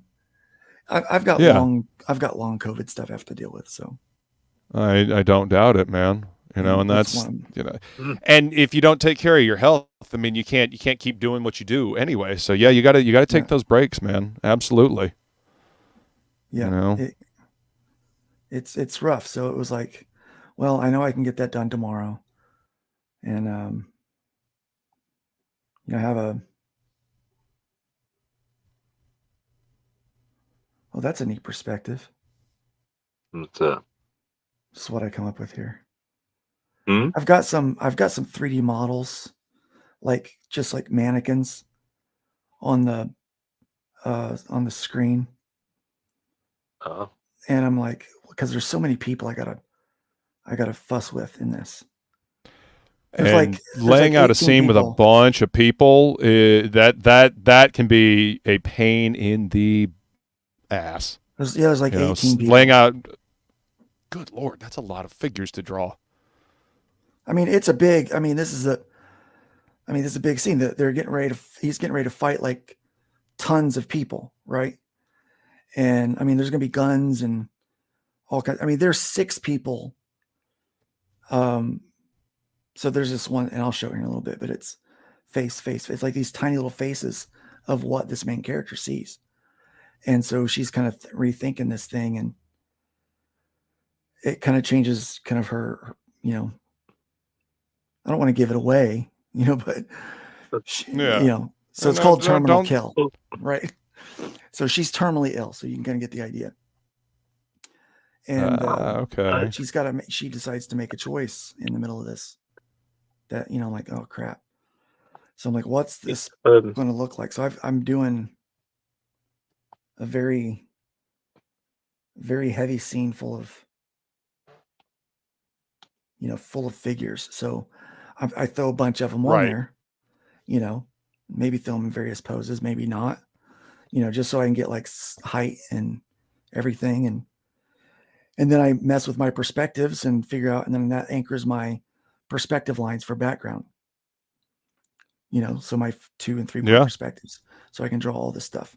But I know where the figures are going to be in relation to all of that.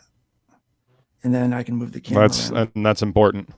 Yeah, I can move the camera around and decide what are they gonna, you know, what are they gonna look like? You know, what's a good camera view or whatever. And so that's what I'm doing right now. And it's chaos because I mean, got 18 people in a scene to worry about.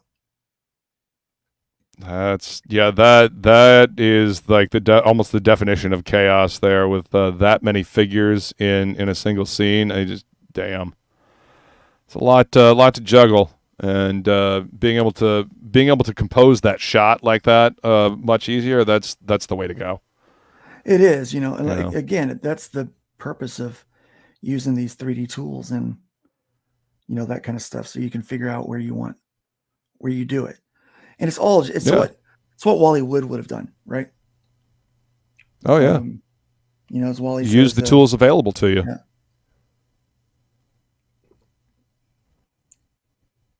Oh, yeah. That's lemonade that's been sitting there for a minute. It's fermented a little bit. Uh-oh. So I got a decision to make here. I'm using an iPad. Yeah, that's alcohol now.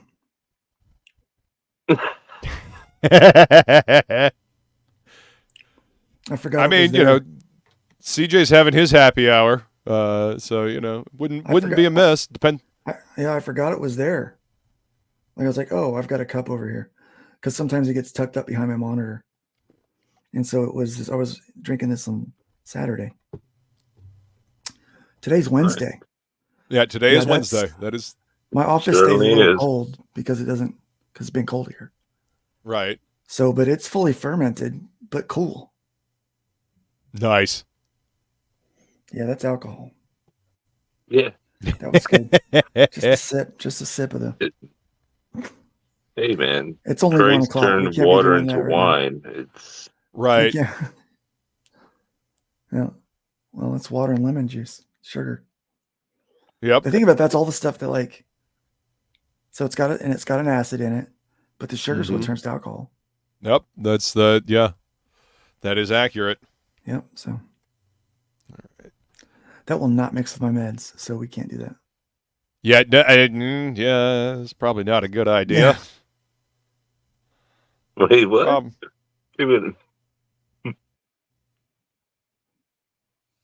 Mixing meds and alcohol, that rarely ends well for anyone. No. Go well. Yeah.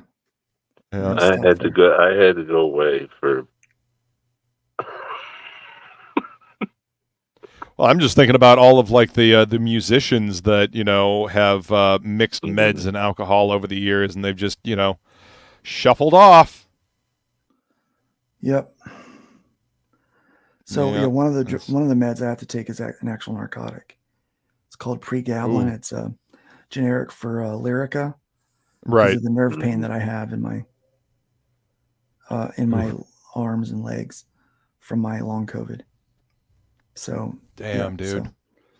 So I have to be very careful about. Yes, please do. I was prescribed Xanax for pain relief and anxiety for 20 years. Damn, dude. Wow, man. And they had to take me in, and then like kind of give me a single little cell just to let me detox and all that shit. I mean, that's that stuff is no joke, man. It's no joke, and it has ruined plenty of people's lives. Yeah. 20 years. And I hope people can understand the difference between something like a benzodiazepine addiction and having a drink after work. Oh yeah, there's a big difference. They're not the same thing. Difference. New. Yeah. It's I don't know. I don't drink all that often anymore. I enjoy my scotch. And the only I guess narcotic I've ever enjoyed is weed. I like the bowl of the green every now and then. But that's really it. I've never really needed anything. Never really wanted anything. I mean, so I guess I'm extremely lucky in that regard. I haven't had that need or desire, I guess. But I've seen way too many people just have their lives just ruined by that shit. I was 9 years old. My brother died from alcoholism, not like in a car accident or something like that, but he drank so much that his liver pretty much eroded from the alcohol, and he literally drowned in a hospital bed in his own blood. The poisoning. Yeah, he bled to death. The actual cause of death was loss of blood. That's harsh. Yeah, it was. So I've not been fond of alcohol ever since. I imagine not, and that's for good reason. Yeah, he died on April 1st, 1989. Damn, dude. 1989. I remember. Yeah, that's. I remember playing the pick me up game, or can I say? Do you guys remember Smear the? Yeah. Queer. Smear the Queer. The guy. He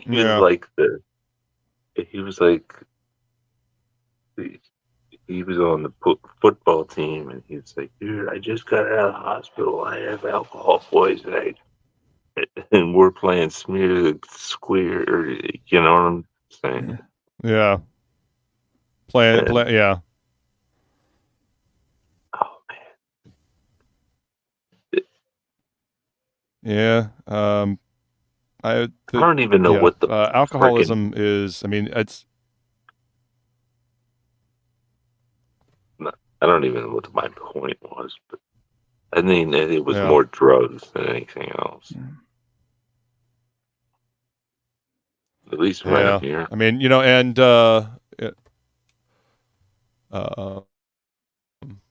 hey, what's up, Woodrow? Good to see you, man. Woodrow. Excellent timing. Mr. Woodrow. Yeah. Ace, right? My DM and my buddy. What time is it out there? He's like 3 hours behind us, I think. I mean, you can come hang out with us if you want, Woodrow. Yeah, I don't know if he may have just woken up, but you know, let's see. We'll probably be going for a little bit longer. We're hitting up 2 hours here. Probably go for another half hour or so. I'm trying to get most of the inking done on this this comic or this sketch cover before we end. Gotta go check on the grandma. Grandma. Make sure. How old's grandma, man? 95. Holy smokies! Yep. Holy smokies. Yep. That's a beautiful thing. Yep. Gotta go out there and make sure that that she eats lunch and hasn't I don't know, put a frying pan in the microwave or anything like that. Well, I mean that's standard, right? I remember my grandmother too. Yeah. She's usually pretty good. I mean, as long as she's got her glass of wine, she's she's pretty okay. They caught my grandma just driving across medians one time, on our way to the casino. I swear to God, I am not lying. It was a brutal day. My grandmother stopped and was looking for something. I think we were actually in Indianapolis. And she was looking for an off turn, and she was like literally trying to stop in the middle of highway traffic, and that was terrifying. I ain't gonna lie, that was absolutely terrifying. Was that hey, what's up, Pedro? Was that one of those where grandma doesn't get to drive anymore? Yep. That's where that started. That was actually the point where I was like, no, I'm not letting her drive me anywhere ever again. She can drive herself and whatnot, but nope. If we're going anywhere, I will drive us. I'm not laughing at you. I'm laughing at my grandmother driving. It's funny now, but holy fuck, it was terrifying when it happened. Yep. And honestly, when we finally had to, take the keys from Nana, she didn't give too much of a fuss. I don't think she really enjoyed driving anymore. I think it was more scary for her than anything else.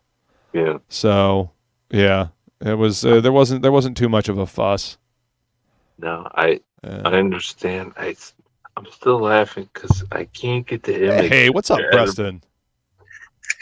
Mr. Acevedo. What you guys up to? Just doing a draw stream? Yeah, just hanging out, talking, working on stuff. Haven't gotten a chance to hang out with Mr. Christopher John here in a while. Only Vikings are allowed. Sorry. This is cool. Nah, you're good. How's life, man? How you doing? Pretty good, dude. Pretty good. Good. Got a new Doberman. Which is good. Yeah. You got pets, right? Oh yeah, I have cats. All right. Well, cats. I mean, it's the same thing. Yeah. Yeah. They're part of your family. Yeah. Yeah. They just hang out and you do what they want you to do. So basically. Anyway, so I don't deal with loss very well. You know what I'm saying? Especially when it comes to something like that. like, you know how it is when you're banging out pages. It's usually you and your cat. Yep. Oh yeah. You know, cat just kind of hanging out, watching what you do. You know, Exactly. I hear you, man. Knocking shit over. He's gonna spill your ink. Yeah. You know. So I mean, I'm perfectly capable of spilling my own ink. The trust cat me, dude, usually there's had nothing been to do with plenty it. of times.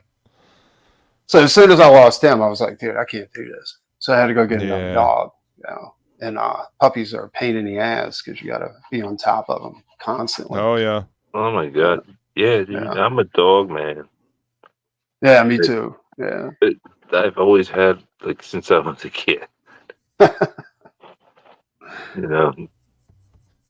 I love It's been dogs, taking a man. lot of time. Hey, there's catch up Pedro. on What's work. up, brother? Yeah. Do you have You know, to be a people might Norseman? say they're for dumb, you know, guys, but still. You can be an honorary Norseman today, buddy. Okay, thank you. Yeah. I just wanted to know if I could hang. It's like Norseman. I was like, oh, okay. Yeah. Well, man.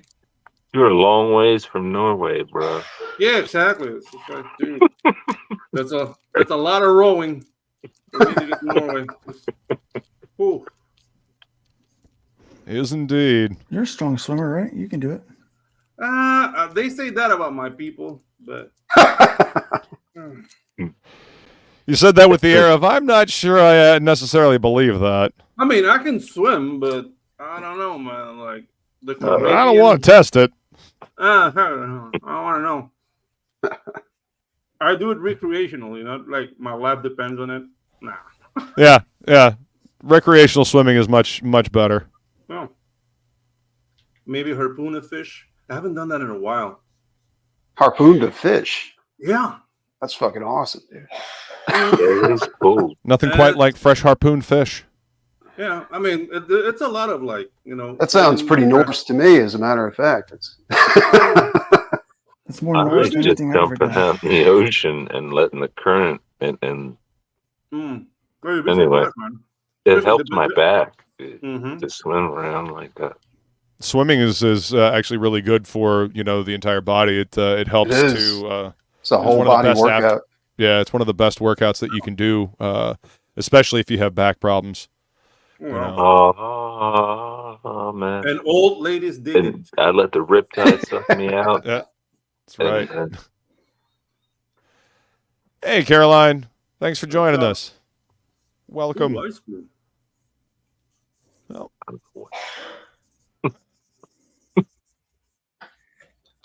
So what you up to today, Pedro? Animating things I can't show. Oh Yep. shit, you're an animator? Yeah. yes, he is. Yeah, Good man. I've been working on this for like the last 3 months. Thought you'd be streaming by the No. pool. I'm one 8-pin cable away from starting the animation school. Heck yeah, dude, that's gonna be awesome. Yeah, dude. Like, I bought like the new video card, like a nice 12 gig video card. I can hook up 4 screens to it. I bought a new Helion canvas. The video card comes without the 8-pin cable to connect it to the power source. So Which doesn't make a whole lot of sense to me. But Yeah. okay. yeah, so now I'm on the 30th. I'm going back to the city to get the cable. So once Nice. that's done, you're gonna see some more of me online. How much That's more of you? fantastic, dude. What program do you Enough. use, dude? Like Enough. an OnlyFans amount of more. Yeah, enough to not be canceled. I mean, they're gonna be like, you know, artistic. Are you gonna be Artistic doing music. like those nasty Haitian cartoons? Oh yeah, dude. I don't know about that, dude. Have any of you guys ever been to Haiti? Mm. No. No, Oh, wait, can't say I have. did. Last Christmas. Can't say I want to go now. I'll be perfectly Yeah. honest. Not Yeah. anymore, yeah. Yeah, no, the thing is, like, it's kind of surreal because there have been like a collapsed government for the last 25 years. Like, they haven't printed money anymore. So you go there and the Good bills Lord. look like dirt. Like, you can even see that they're not printing money anymore. And I don't know, once That's you get good. once you get out of the capital or Port-au-Prince, it's like a more normal. Like all the things that you see, like, oh, they're cooking people and voodoo, and it's in that city. I heard But they still, Good grief. still don't like- go. like the stuff they sell to tourists is made out of garbage. Like Yep. they, Mm-hmm. Yeah, You start printing money, it starts to get value again. No, but the thing People- is, like, you have to destroy old money because it's dirty. Yeah, and the thing is, keeping the money supply at the same levels. It's when you overprint. That's what the problem. But bills, like, they deteriorate. They can't eat paper. So yeah, you have to get rid of that. aren't they the weed Yeah. capital of the Yeah, world? I understand. Wow. No, dude, that island. Pardon me. That island, you get the worst weed. I mean, you know, the Dominican Republic is right next to Haiti. Uh-huh. I went there playing on a festival. We asked, you know, for herbs because we wanted to make some pasta and shit.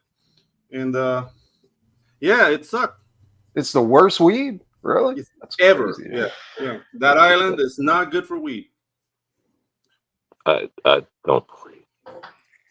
Yeah, go to Colombia. I mean, maybe I should. It's Pedro.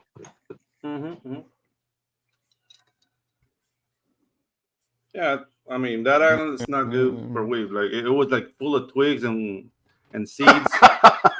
And nah, There's a twig in this weed. there's a twig in this weed. It's like, it was twiggy, you know. Fucking twiggy. swag. Yeah, Straight up swag. Yeah. yeah, exactly. So hell no. Pedro, you might be interested in this. Yeah. So I'm a huge Black Sabbath fan, right? Oh, awesome. Yeah.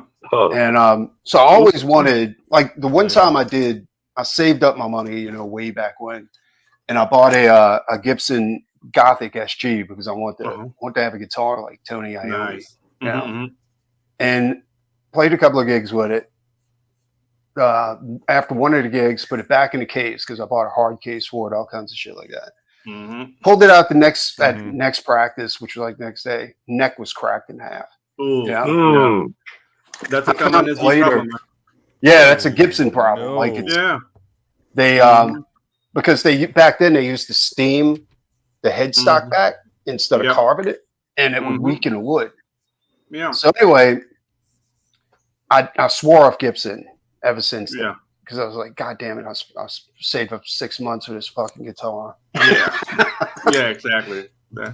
Right. And I didn't know any better about ripping guitars apart and doing like, Mhm. work on them. So I sold the whole guitar for like $150. Yeah. Ouch. Yeah, I know. And so recently, like somebody turned me, well, it wasn't too recent. Like I bought a Firefly before, you know? Mhm. Yeah. And yeah, it was all right, you know, but it was kind of buzzy, you know, like Yeah. and it's a good learning guitar because you get to go ahead and figure out how to do maintenance and all that kind of stuff. Yeah, like the buzzy things is just like shoddy electronics, man. Like you can get yeah. But I mean, like all in all, it's not bad because you get I mean, it's got a bone nut, you know, it's got like the woods, you know, it's mahogany and all that kind of shit. It's not plywood. And so I went ahead and I was checking their website and they had a Tony Iommi replica, right? With the crosses on the neck. Yeah. So I got it. Nice. And this thing's set up perfect. The only gripe that I have is that it was missing one of the strap nuts. Like they never even drilled the hole. Like they just, Wow. yeah, and which is cool because on the SG, the reason why they have neck What's up, dives Odin? is 'cause they Good put to see you, man. They Yeah. put the button all the way at the top of the body instead of right in the center, like by the neck. Yeah. But I don't know. Like I have a friend of mine. Like he plays in a punk band, and he's been like a Gibson guy his whole life. Yeah. And he switched to Epiphone. Really? Well, Epiphone I like Epiphone. I don't like the electronics, but Epiphone's pretty badass. Yeah, but the thing is, like they use better wood because you know, like Gibson had this problem with the wood ever since like 2006, 2007. They started like they got sued. Because Well, that's when they started shipping everything off to China. Yeah, and China, you know, some Chinese wood. They don't manufacture Gibson in America anymore. Yeah. I used to build guitars. Oh, cool. Had my own brand that I built. Yeah. So I really liked the Epiphones. Yeah. Because I mean, I would always slap my own pickups and stuff in there, and I had a guy out of Australia that used to wind pickups for me, and Oh, you had custom pickups made? yeah. Oh, dude, that's fucking awesome. Yeah, but I don't play anymore. I recently checked out because I was going to get another set of EMGs for one of my other guitars. Okay. And I was thinking about it. I was like, well, I don't really want that sound. You know what I'm saying? Like, I got enough of that in these other guitars. And then I checked out a pickup brand called Railhammer. And dude, they're pretty badass. Like, I should get my brother. I should get my brother in this stream. Like, my brother is like builds basses and guitars. So yeah, he'll be like leading you guys. Oh, there's this guy in North Carolina who's making his own. Like, he's a nerd. You guys tried like the Hard Luck Kings? Yeah, I did, and I did a video on Hard Luck Kings. I got screwed up. Like, they kind of suck, dude. They are terrible guitars, dude. Like so they got pretty good. They got a pretty good body, but the nut is plastic, right on Hard Luck King. Yeah. Yep. So I got a V. I got one of their Outlaws because I like the design of the headstock, and so I got it, and it played all right. But then after getting like some other guitars, I was like, yeah, it kind of sucks compared to these other ones. So I opened it up, and because I got the Zach Wild EMG kit, right? Right. So I decided to upgrade it, and I upgraded it. And when I pulled the pickups out, like, they were the worst pickups, dude, you've ever seen. No. Like, they're only wired for like, like it's like old school pickups. Like, they're not wired to be for push pull or anything like that. Wow. And so I yanked those out, and I yanked the electronics out, and I installed the Zach Wild kit. And then later on, the low E string started sawing through the nut. You know what I'm saying? Yep. And it fretted out, and I was like, well, this motherfucker. So I had to change that out. Then I bought an Explorer from him, and this was and I paid for setup, and this is the worst guitar, dude. Oh, dude, it is terrible. I was like, and then I complained about it. And so I never got a response. So then I went on stream, and I was like, this guitar is a piece of shit. And the owner of the company contacted me. And after he got his boys on me, like on social media, like they ganged up on me, like trying to get me to take the video down and stuff like that. I was like, I ain't taking the video. Yeah. Well, don't make crappy stuff, and I won't. Exactly. That's what I feel about it. Yeah. But what irritated me, like, he was like trying to explain something. He was giving me this hard, like this, like the whole, like, you don't know. Yeah, he's like, it's because of the embargoes, and I was like, whatever, dude. I don't give a shit about that. Whatever, dude. Don't tell me a sob story. But not once did he say, like, I'll replace it or fix it or anything like that. You know what I'm saying? Don't do that. No, but what he did say is, I'll sell you another one. Replace it with what? Another shitty guitar? Like, nah, dude. I want my money back. Dude. Like, dude, Hard Luck Kings is the worst, the absolute worst guitar company. Dude, I don't know, man. I have a Gibson Explorer. I think it's called like comparing car manufacturers. Everybody makes a great something. It just doesn't matter what it is. I'm sorry, I hate to interrupt, but my son plays guitar, and he has favorites of what sounds the best to him. It doesn't matter who made it. No, this isn't about sound. This is about like shitty electronics. Like, I had literally manufacturing, on HLK. Like, I was changing the knobs, and the fucking the post came out of the knob. You know what I'm saying? Like, out of the pot. Yeah, they use very cheap parts. Yeah. Well, he's in the middle of building his own, That's so no good. I can't wait. What's wrong? Your son's in the middle of building his own guitar? Yeah, he's got. There's a bench downstairs, my old tool bench, and he's got it all laid out, and he's gonna put it together himself. Where do you get the kit from? Where do you get the kit from? Like the body and the electronics and stuff like that. Santa Claus, man. I don't fucking know. That's the best source. Santa. Exactly. Here comes Santa Claus. Here comes Santa Claus. That's an awesome grandma or something. Right? I don't know.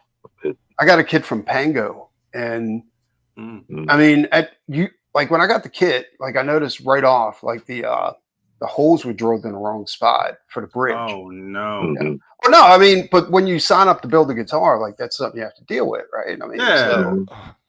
so I mean, I plugged it, got a drill press, redid. I mean, I imagine they manufacture them, so you know, yeah. Yeah, like my buddy said, he was like, "Dude, that's all part of the experience." Wow. Okay, I don't know about that. But it was fun. You knew what this was. Yeah. I never cut my own neck. I did bodies. That's cool. No, dude, the neck's the hardest part. I've cut a couple of necks. I've cut a couple of necks, but that was another life. Yeah, well, I would fret and. I think we're talking about guitar necks here, Pedro. Sorry. I want to do a body. Like I want to do a in Minecraft. YouTube in Minecraft. In Minecraft, yeah, it was Minecraft, Colombia. Yeah, with a machete. With a machete. A machete. Colombian Minecraft. It's a whole different server. Yeah, it's a lot of fun though.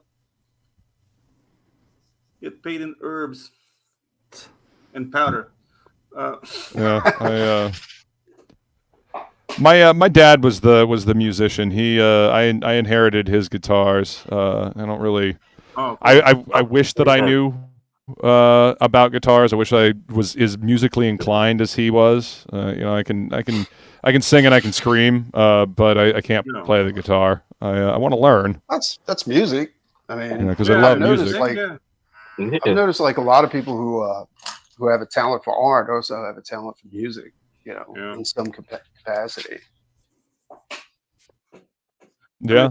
There's a lot of people that know me for my guitar playing more so than, oh, you draw too? Like, yeah, right. It's not a new Might have to hit you up for some animation. Oh, cool. Yeah, sure. That would be awesome, man. I'm clearing up the. Pedro does good work. I'm clearing up the good old agenda. I think by mid-April I'll be free. So feel free, man. Nice. He did the Frog G trailer for Jason and Ink Spots. Oh, nice, sweet. Yeah, I was gonna ask if you had anything out there.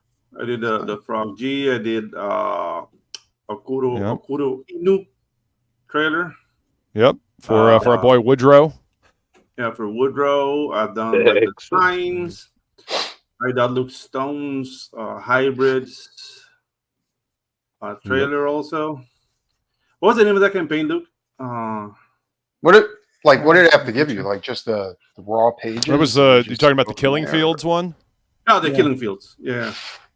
Oh no, I mean, let me know what you want. It would be better if I know a little bit about the stories. I always have a meeting, like because I've done trailers that look cool, but they don't connect with the story. I wanna. How does it work though? Like, do you animate the page or do you? It depends on what you want. Depends on what you want, and depends on the budget also. Like, making a motion comic is way cheaper, and you'll notice if you want full animation. I love motion comics. I think motion comics is shit. Yeah, full animation that's gonna cost you. Yeah. No, I totally get that. I'm with motion comics.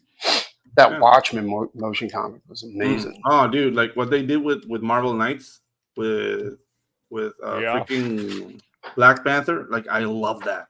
That was well done. That was really well done.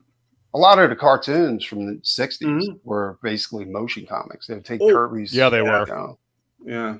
Oh, but that was a wild time, man. That was a wild time because in that day and age, it came from 59 to around like 67. Like there were no techniques for TV animation. So dude, it was the Wild West. Like they were making it up on the fly. There was a lot of experimentation. Yeah, because before that, before that, if you remember, it was like the shorts before the movies. So it was like 7-minute shorts, and the animation units had like a year to make 3 of them. That's why that animation was excellent. You got like the Warner Brothers, the Universals, the Disneys. That was declared illegal in 59 with block booking, because before the studios would say like, hey, I sell everything I have on block. Mhm. So they took that to court and said, like, no, if you're selling a movie, you're selling a movie. So no newsreels and no animation. So all animators were out of a job. And then William Hanna and Joseph Barbera says, like, let's do this for TV. And dude, the budgets was like not even cut in half. It was like a seventh of what they used to get paid. Jesus Christ. So they made do. Oh, dude, there's one thing called like Crusader Rabbit. It's so bad. But it's one of the first attempts. But it's basically like not even like taking a picture. It's like they filming Be safe, a my love. coloring book. Yeah, they're filming a coloring book, and there's like voiceovers. Like it's the same guy doing all the voices. It's really bad, but it's the first TV animation, man. Crusader Rabbit. You mean the Fleischer Supermans? That was. Oh, that was for cinema. The Fleischer Superman. That's when they came up with in the theater. Yeah, no, you're right. Mm-hmm. Yeah. Didn't they invent rotoscope for the Fleischman Superman? Oh yeah. It was all rotoscope. Like I for one, I don't enjoy rotoscope because it looks syrupy, and I'm talking more like I think they ruined. It was excellent, but I think they ruined the Lord of the Rings cartoon with rotoscope. Oh yeah, I didn't like that. I thought it looked cheap. The Hobbit looked way better. Than dude, the Last Unicorn. But the Hobbit was Rankin Bass Studios. Yeah. Lord of the Rings was Bakshi. And the thing with Bakshi is that, dude, that's another guy that works in the shoestring. And he was fun because if you remember Wizards. Wizards was badass, dude. Yeah, dude, they rotoscoped like the whole Nazi like scenes. That was all rotoscoped and using a thing in film called Threshold, which would turn everything to black and white. Then they will multiply it and play like fire behind it. So it was really fun to that like creepy 70s. Like if you see these other movies, like Remind me of Fritz the Cat. Yeah, have you seen Heavy Traffic? Heavy Traffic. Yeah, I did actually. Yeah. Heavy Traffic. Cool. Well, I don't know if I can say this. That was a bad feeling in me after watching it. I was like, something's wrong with this, dude. Something's wrong. Oh yeah, dude. No, it's new. It's Bakshi's a New York guy. He's gonna be like greedy and dirty. Oh, dude, it was horrible. I mean, not the animation, but the feeling it left you with afterwards. It's like watching. I mean, nothing destroyed me more than Watership Down, though. Yeah, Watership Down. Yeah, Watership Down will absolutely do that to you. That's what was that other one about the dogs? All dogs go to heaven. No, it was worse than that. It was worse than worse than All Dogs Go to Heaven. Yeah. That movie's traumatizing. It came out around the same time as Watership Down. Yeah, dogs. It was like Plague Dogs or something like that. They were escaped from a research center. Oh, Secret and them? No, it was dogs. Like the opening scene is them trying to drown a dog. Oh, you know no! Yeah, and then like they would drown a dog and then they recess him and then they would put him in his cage and like, all right, well, research, blah blah blah. And the dog got out. That dog and another dog with some shit implanted in its head got out. And dude, I mean, it was fucking terrible. Like a fox gets ripped apart by another dog. Like it was. Holy shit, dude! Dude, it was brutal, and I think it was by the same dude who made Watership Down. That guy was sick. Animal Farm. Yeah. So let's see. We have Cujo, E.T., K9, The Fox and the Hound, Oliver and Company. Yeah, that's what it's called. It's called the Plague Dogs. The Plague Dogs. I've never heard of that one. Wow. Dude, it's brutal, dude. Like it's 1982. I'm just fucking around, man. Yeah. Oh, dude. Dude, you want something that'll leave you with fucking like a bad feeling. Dude, and the style of animation is that European, like eerie movement.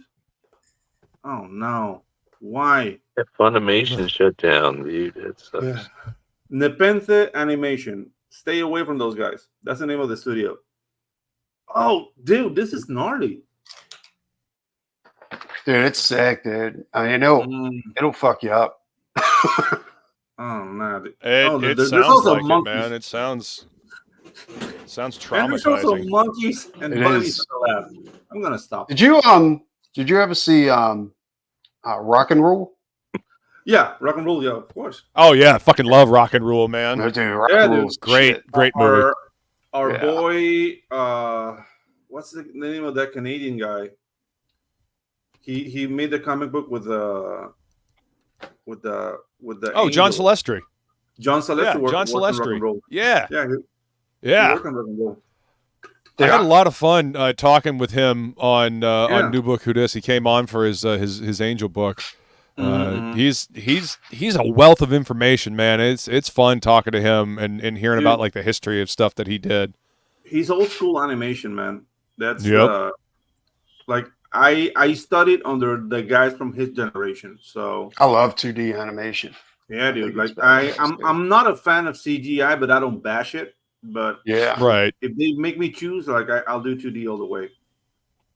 2D has a better feel, you know. Yeah. 3D has come a long way, but 2D has a timeless quality to it. Exactly. 3D will eventually Yeah. look dated, you No, know, depending thing on when with- it was The made. thing with CGI, like they're suffering from sameness. Yeah. Yeah. Even the character design, like Sameness. yeah, they all look the same. Like if you see a Pixar movie, you know it's a Pixar movie just because of the character design. Yeah. Have you noticed that? Oh yeah, totally. And it's Totally. That's kind of my argument for digital art too. Like Yeah. it's starting to look all the Mhm. same. You know. yeah. See that's why I looked high and low for an inking brush, a digital inking brush that didn't look smooth. It had a bunch of grit and texture to it. So the digital stuff that I'm doing is coming out looking more like I would like it traditional, but I'm also using the same techniques I would traditionally. I'm doing it the same way and just doing it on a digital canvas. You can create But- your own brushes in Photoshop. Yeah. Like just scan in like lines that you make with your brush on paper. Scan it in, Oh, you can nice. create a brush from it. So Rock and Roll, I got to see Rock and Roll when I was a teenager, right, on VHS. Oh, cool. Nice. And This, somebody taped over the end of the movie. Oh, that's wow. just rude. But So- did they and take- Well, they recorded it from like from HBO or some shit like that. Mhm. And I searched everywhere for this movie because I wanted to see the end, right? So 10 years later, I finally got to see the end. Damn. Oh, nice. But what did they tape over? Like a Sunny D commercial or like a porno film? Like what was on top of that? No, they like Ghostbusters or some shit like Oh, that. You know, I was oh, like, dude, no. this is the worst. I was like, why would you do that? It was crazy. Dude, the same thing happened to a friend of mine. I mean, we're talking the 80s, right? So like Yeah. porn is like really hard to come by. and this guy had like his, you know, Yeah, the Skinamax on there. his tape. You know, it was his tape. It has his musk. Oh, his. Oh, Yeah, it was his tape. And His own yeah. brand. the film was stuck together. Oh no, like he curated like from different movies and then borrowed two Okay. VHS to make like like his like a playlist of smut. He created a And- playlist. Oh, so he made his own compilation tape. Yeah. Jesus. Yeah. But we're talking like 87. So getting somebody to borrow the VCR that's the size of a car to put it next to your Jesus VCR, Christ. you know, it was. I remember it was those actually. it was a labor of love. And his sister. I still have a VCR. I Oh. actually have a dual deck Yeah. VCR, and it is Oh. the size of a small car. Yeah. But his sister like Yeah, recorded yeah. over the tape with Japanese commercials. That was the holy grail back in the day. Full deck Yeah, dude. VCR. Here's one of my brushes. Oh yeah. This is for my Oh, look at pencil. that. I'm just making it real big so you can see it. Okay. Pressure sensitive. Oh, Yeah, that's You cool. can see it. So like. Oh it's nice. like Ah. That's It see. even has like capacity. yeah, and so let me turn it back down to the right size. That's cool. My pencil. Great job. And my That's ink awesome, one is man. like this. And you're using Procreate, right? Or No, Clip Studio? Is that what And you're this using? one, yeah. So my inker, look what it does. It Uh-oh. rotates. Oh, yeah, Oh, nice. that's bad. Hey, somebody. Oh, see, that's grinding- nice. Yeah, It's an electric eraser. yeah. It's an eraser. Oh, I thought you were. That's what you're using, right, Preston? Yeah, I use it a lot. It's good for highlights. Like Me too, man. I love my electric eraser. You kidding me? Yeah, I bought 2 of them because I wanted 2 different eraser sizes in the eraser. Yeah. And it's totally worth it, dude. Well, you got to get a good one. You got to get one with a lot. I'm right there with you, Preston. Yeah, I've had one. Oh yeah, out on dude. These Koei Inor. Yeah, these Koei Inor with the I've had these two for fucking ever, man. Screen. I can't. Let's see. Yeah, they run on batteries or gas. Or what? Yeah. I bought rechargeable batteries because I go through them so quickly. Yeah. Yeah. This is mine right here. I got actually mine looks very similar to yours. Dude, that looks like a sex toy. Yeah, it can be used for that. Yeah, I get that a lot. There you go, baby. But yeah, see, I've got the smaller tip here, and then the regular. Yeah, I actually had to pop this one open and put the button on the outside because this piece got lost. Dude, but yeah, these are the best. Right there with you. You know? Yeah. Like my Stedler.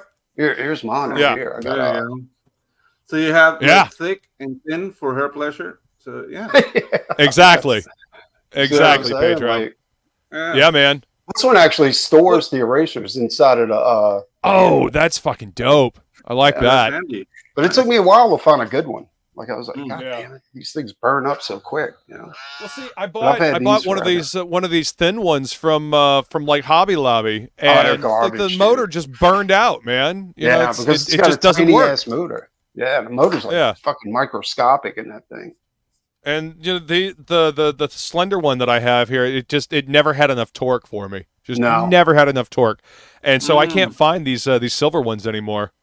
You know, I can't find. I'll send you a link. All right, cool. I appreciate that. This white one, and it's got pretty good torque. Awesome, please do, because I like to have backups because you never know when that motor's just gonna crap out. Exactly. Yeah. Well, torque comes through in the low end. You know, exactly. It just, horsepower doesn't mean anything without torque. Agreed. You know, this could be a dildo discussion too. What's up, Arthur? If somebody dropped in the middle of this conversation, it would be like, "Wait a minute, what?" You hear that sound? Yeah, I don't know. The lady comes there with negligee on and all that. Yeah. Like, did you call? I was just trying to add to something. I had no idea what was. Yeah. Dial 1800. Jesus. You know what time it is. Yes, I do. Hope you're doing good, Arthur. Thanks for hanging out with us, man. What's up, Arthur? Talking about having 6 different versions of a brush that he created for the ink bleed for that purpose in Clip Studio. Yeah, I'm still working in Photoshop. Like I have my old ass Photoshop CS6 that I'm still working with. I like Photoshop. They do whatever. I do too, man. I know Clip Studio has a bunch of tools that make it easy to work with, though. Hey, look, I'm working with Photoshop CC. 2014. Can I say something? Look, like this is what's missing in Japanese animation, people. Lips. Yeah. That's racist. Yeah, you ain't wrong.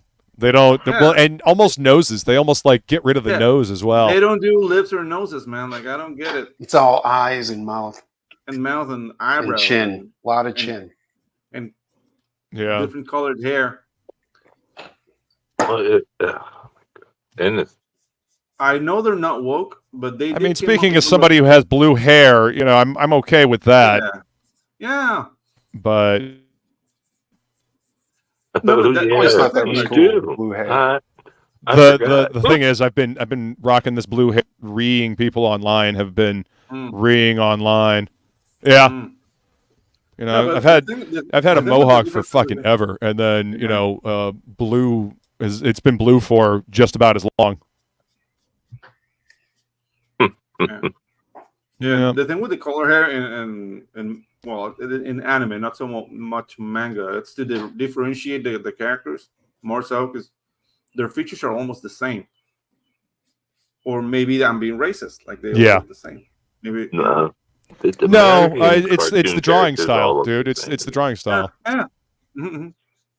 I'm not really bashing it. I just find it peculiar. Like they don't. Yep, they it's don't it's care that drawing much. style. Oh, you're bashing it, Pedro. Yeah, I am. I'm Sorry, a I'm basher. just I'm a trying basher. to. You are a bash. Dude, when I had the animation school, you know how many kids would come in like, if I study here, can I make my own anime? And I just wanted to drown them in the river, but Oh my! yeah, the thing is like you asked them the question like, do you like American anime? No, because it's not from Japan. Well, you will be making Panamanian anime, and everybody will hate you too. So stop it. Make your own stuff. I like the Create your own style. Yeah. Yeah. I like the animation on Vox Machina. And Yeah, that's good. That's good. The thing is Colors. that they had a proper budget for that Yeah. series. And it's a simplification of the Disney style mixed up with Batman. The animated series. It's bad. So it works. It's badass. I really And the like it. color and light and shading that they use Mhm. there is fucking Yeah. amazing, dude. Like it's What crazy. about that show? It's called Titmouse, the studio, I think. Those guys Titmouse? are good. Yeah, Mouse. Titmouse. That's the animation Don't bring studio my that mother did into Metalocalypse and I yeah. think, am I right that Metalocalypse, like when they first Yeah. started, they were using Toon Boom to go ahead Yeah. and animate? Mhm. That's what it looked like. I don't even know what that is. Oh, dude, but the thing with Toon Boom is that you can do like full-fledged animation or that like flash, like symbol animation, like separate like a puppet. But you Yeah. can do like Mm. full-fledged animation too. Like the software I'm using right now, it's really similar to Toon Boom, but it's open source. It's called OpenToons. And I'm doing like full-fledged animation. I don't do that puppet stuff because I'm not a puppeteer and I don't work in a circus. And, no, I mean, I'm not bashing people who do puppet stuff. Like, it's just I don't know. Like I don't Isn't enjoy it it. called spot animation? It's a shortcut, you know. It helps Yeah. them get it done faster, you know. Yeah, exactly. And I've It born in works. productions that use that style, and it's all right, but it's very limiting. You know. like- Yeah. That's Yeah, from like the and 60s there, right? It's spot The animation. early Metalocalypse stuff was kind of limited. Yeah. Yeah, it you wasn't know. that great. Mhm. Yeah, but it didn't matter. Yeah, It was the content that mattered. Yeah, the scripts were The solid. music. I mean, I think we all understand that we're Yeah. crying in the mud. Oh Yeah, the fact that like you know this animated band was better than like a lot of like real bands that were out there. Just I got no end of pleasure like considering that. Oh That my made me God. chuckle all the fucking time. Yeah, that was funny. I used to enjoy blaring that in my car, man. Yeah. Like, I still do, man. I have all four of the albums now. They're all four of their Death albums. I have all four of them on my Dude, I love them. on my I phone. think they're fucking Yeah. crazy badass. And I have a Mhm. friend that looks like Murderface. So that was like an extra, Poor He is my bastard. favorite. yeah. When he's playing his bass with his penis. That's Right. Same haircut and everything. Oh, it's all gnarled and gross. It looks like it was stung by hornets. Yeah. I play bass with it. What do you want from me? Yeah, dude. Murderface. Fucking. Nice. oh man, Bass, bass, bass, bass, Is it? bass. From a ding dong doodly doo, Nathan explosion. Fucking love that Yeah. show, man. We'll never forgive it was Adult so Swim for canceling it ever. Mm. I mean, it's Dude, Dude, they- sports. Dr. Rockstone. I love cocaine. I mean, did it though? Like the they thing they is kind of that- got cut short at the knees, man. Yeah, but the thing is, like, those contracts go for 4 seasons, mostly. Like the Simpsons is an anomaly. I So think is they're Family still Guy. making like Metalocalypse guitars. Epiphone. Yeah, of I course. think they're still doing like What? explorers and No. shit like that. see, I can't That's share that awesome. with my son. You know, Yeah, dude. The same thing happened with like Rick and Morty. Like that series had legs, but the producer like got in trouble or something. Like he sent some pics to chicks. I don't know, but It's always fucking some fucking weirdo yeah, sending dick pics out. yeah. But dude, like most animators, like I'm an animator myself, and most animators are weirdos, man. They don't know how to talk to women. Well, what was that big thing about the dude from Rick and Morty? Like he got fired. The one that He did got the fired. voice. Justin Roiland, and apparently it came out that none of that shit was true. It was Yeah, just somebody trying to yeah. cancel him. Mhm. I You think, know, yeah. and they ruined his life. Like he's booted Yeah. off of his own show that he created, and they ruined his life. You know, I was nobody wants to wondering, like, hire I him was- for anything. Man, damn. How are Yeah. they gonna fix this? Like they're gonna find somebody that does his voice for Rick and You Morty? can't fix just. Oh, Yeah. they Evil. found a sound alike, and But he was heavily involved in the writing process too, wasn't he? Yeah, Yep. It was. Yep. that he was. Yeah, Yeah, and they dug through his history to find all that shit about him too, right? Am I right about that? Mhm. Like, I think so. Well, this is the internet age. Probably didn't have to dig deep.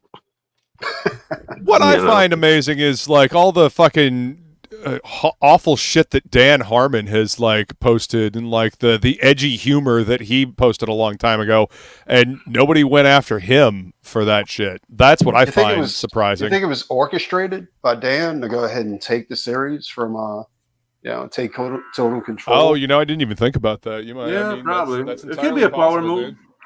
Like I don't know, man. Like I did like I didn't really work for them. I was still in school, but I did cleanup for John Chris Felucci's studio on the last season of Ren and Stimpy, the one that never aired. It just went straight to video. Oh, But Yeah. dude, that guy was creepy though. that's what I heard. Yeah, like he liked them young, and it's like, oh, Ugh, okay, Dude, cool. that's fucking creepy as fuck. Yeah, that's creepy as fuck, dude. And that guy got his Yeah. come up, and it's like, because I met him and I noticed, I was like, this guy's not all there. Like he's missing a couple of sandwiches for a full picnic here. And Right. You Yeah. few sandwiches short of a picnic. have a picnic here. But that's the thing, like animators. I mean, some are the sweetest people you're ever gonna meet, but there's a lot of weirdos too, man. There's a lot of We we weirdos. got a Disney socially animator awkward. Yeah. in CG.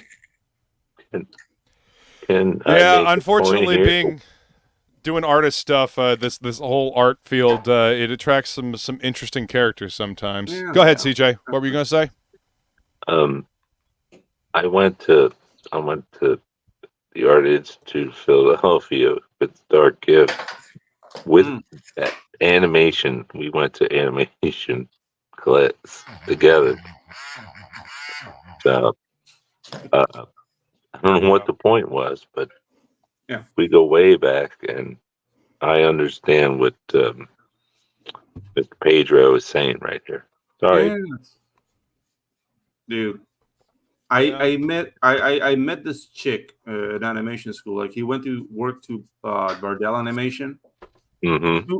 2 days in, she was alienated from everybody just because she was a freaking pest to be around. And dude, like it's just like in record time. Like how can you get in trouble on your first day of work? Now, You know you what got- I mean? That takes a unique amount of talent. I guess. Yeah, exactly. It's like, dude, you are a freaking Klingon, lady. Like what? First day. Yeah. I don't Jesus, know, man. Like how You're do you walking- manage to do that? Like, Walk into the lobby and just start going, you know what? This is where everything changes, everybody. Yeah. oh Lord. I've It's all I've, about and me take a now. dump. I've worked with that person. Yeah. I have a couple of suggestions. That's great. Keep them to yourself. Yeah. And pay attention to me. This is where Yeah. everything. I I don't know think how that's this- probably what it is, honestly. Yeah. No, I don't know like, how this studio it's- works. It's a desperate need for attention. Yeah. I don't know how this studio works, but it's definitely going to change from today on. And yeah. Get out of here, lady. and then 6 months later, and the whole fucking place collapses. Oh, no. Just a like week later- everything. a week later, she was like working at a ramen shop or something. Like she was out of there. I was like, oh, hell no. Well, how about these schools, Yeah. man? It's Can you please sit down? That's violence. You telling me Yeah. that? Is it violent? Should I? Yeah. I'm not. I'm already sitting down. You want me to sit in the corner? That's my. I I'm don't- sorry. I Are you don't- trying to change the studio environment as a microaggression? So you need to shut up. Yeah. You know. Shut up and I honestly think that people like that, they just desperately need attention, and they need to try to Exercise some control. make the focus on them. Yeah, Yeah, but I mean, you want to call attention to and yourself. instead of trying to actually work with people. Yeah, I mean, you want to call attention to yourself, like run naked in traffic, get into a gorilla cage, you know, like that's safer than ruining the video and ruining the day for everybody. Well, it's much more profitable. Yeah, you become a meme. Like, Yeah, definitely. you know, she went into the tiger enclosure. Look at her, or look at him. You know, it's just like, I was watching some Yeah. dude, and they had this. Didn't last this, long afterwards, but we'll always remember. yeah, They had this. You know how they have those cars going through a like animal habitat or something like that. Oh yeah.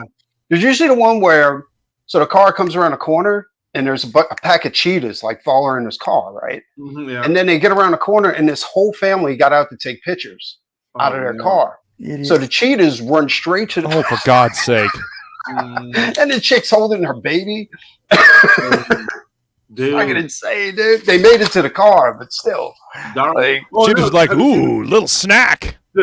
Have you seen the video in China? Like this lady's fighting with her husband inside the car, and they're going through the tiger like habitat. oh, yeah, I seen that one. And she gets mad and gets off the car, and the tiger's like, "Arr!" And she That snatches her and goes. The park employees like fucking were on time with that. Like, Though.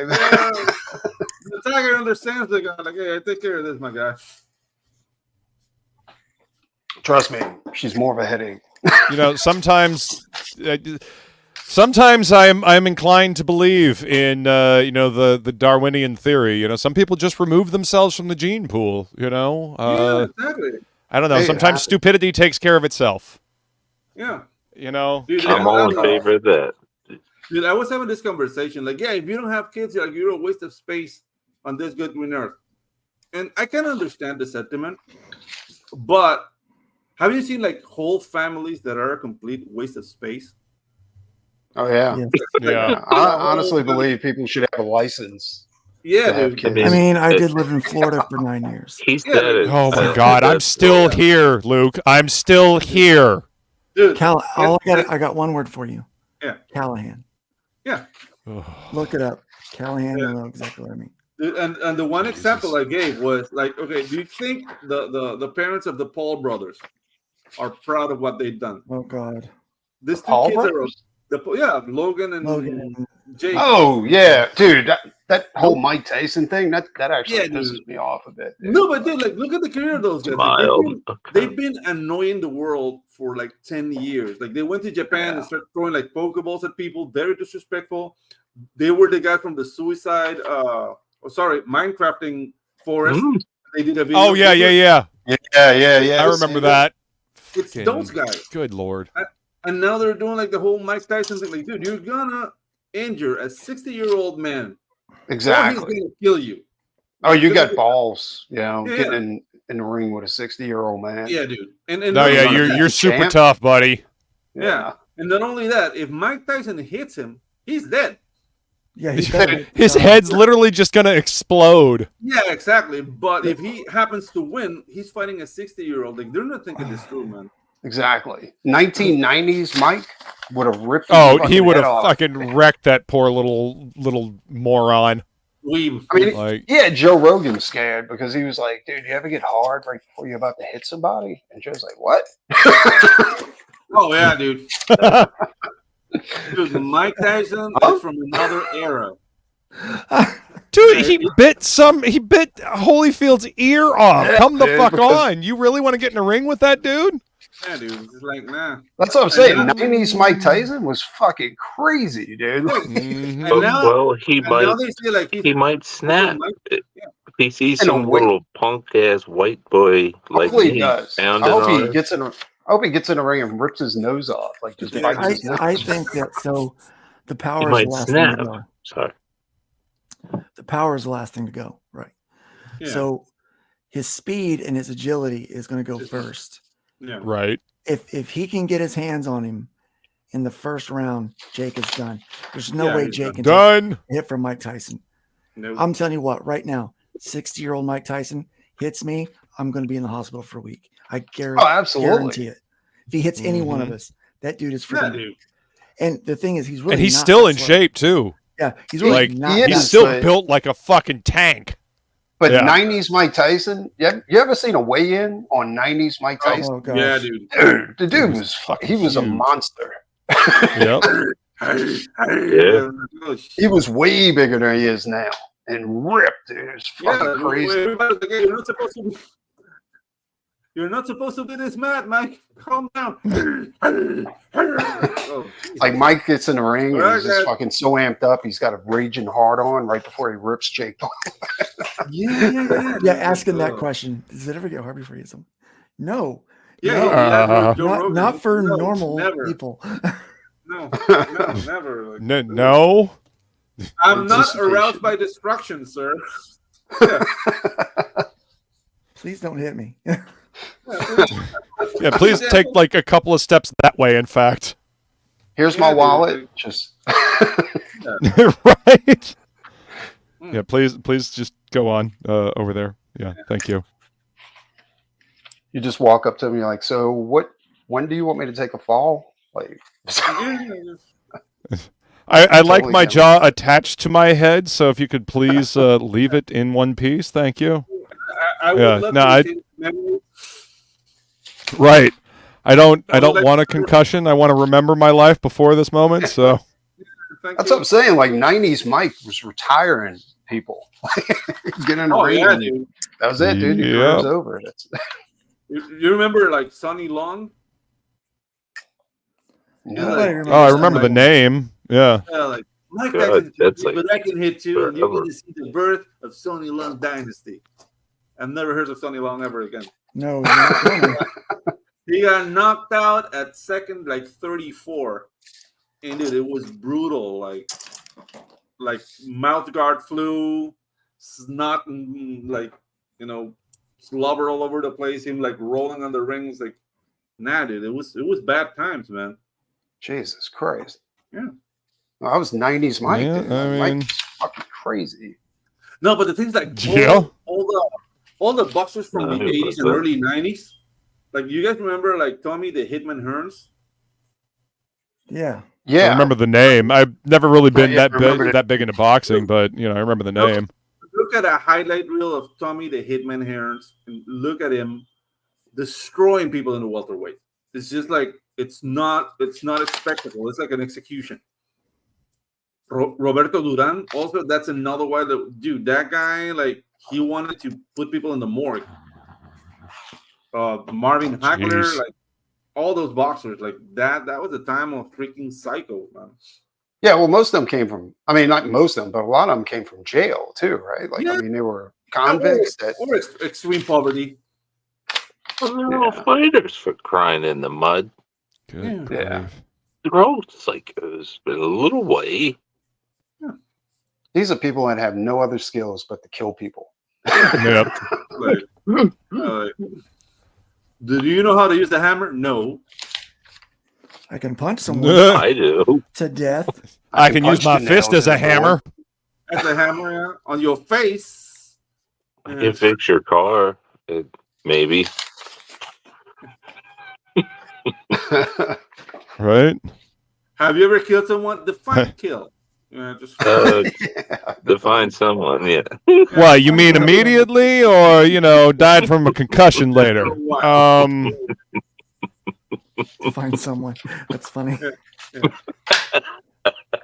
a good that one. was a dirty rat. I don't know the pronoun situation these days. So Yeah.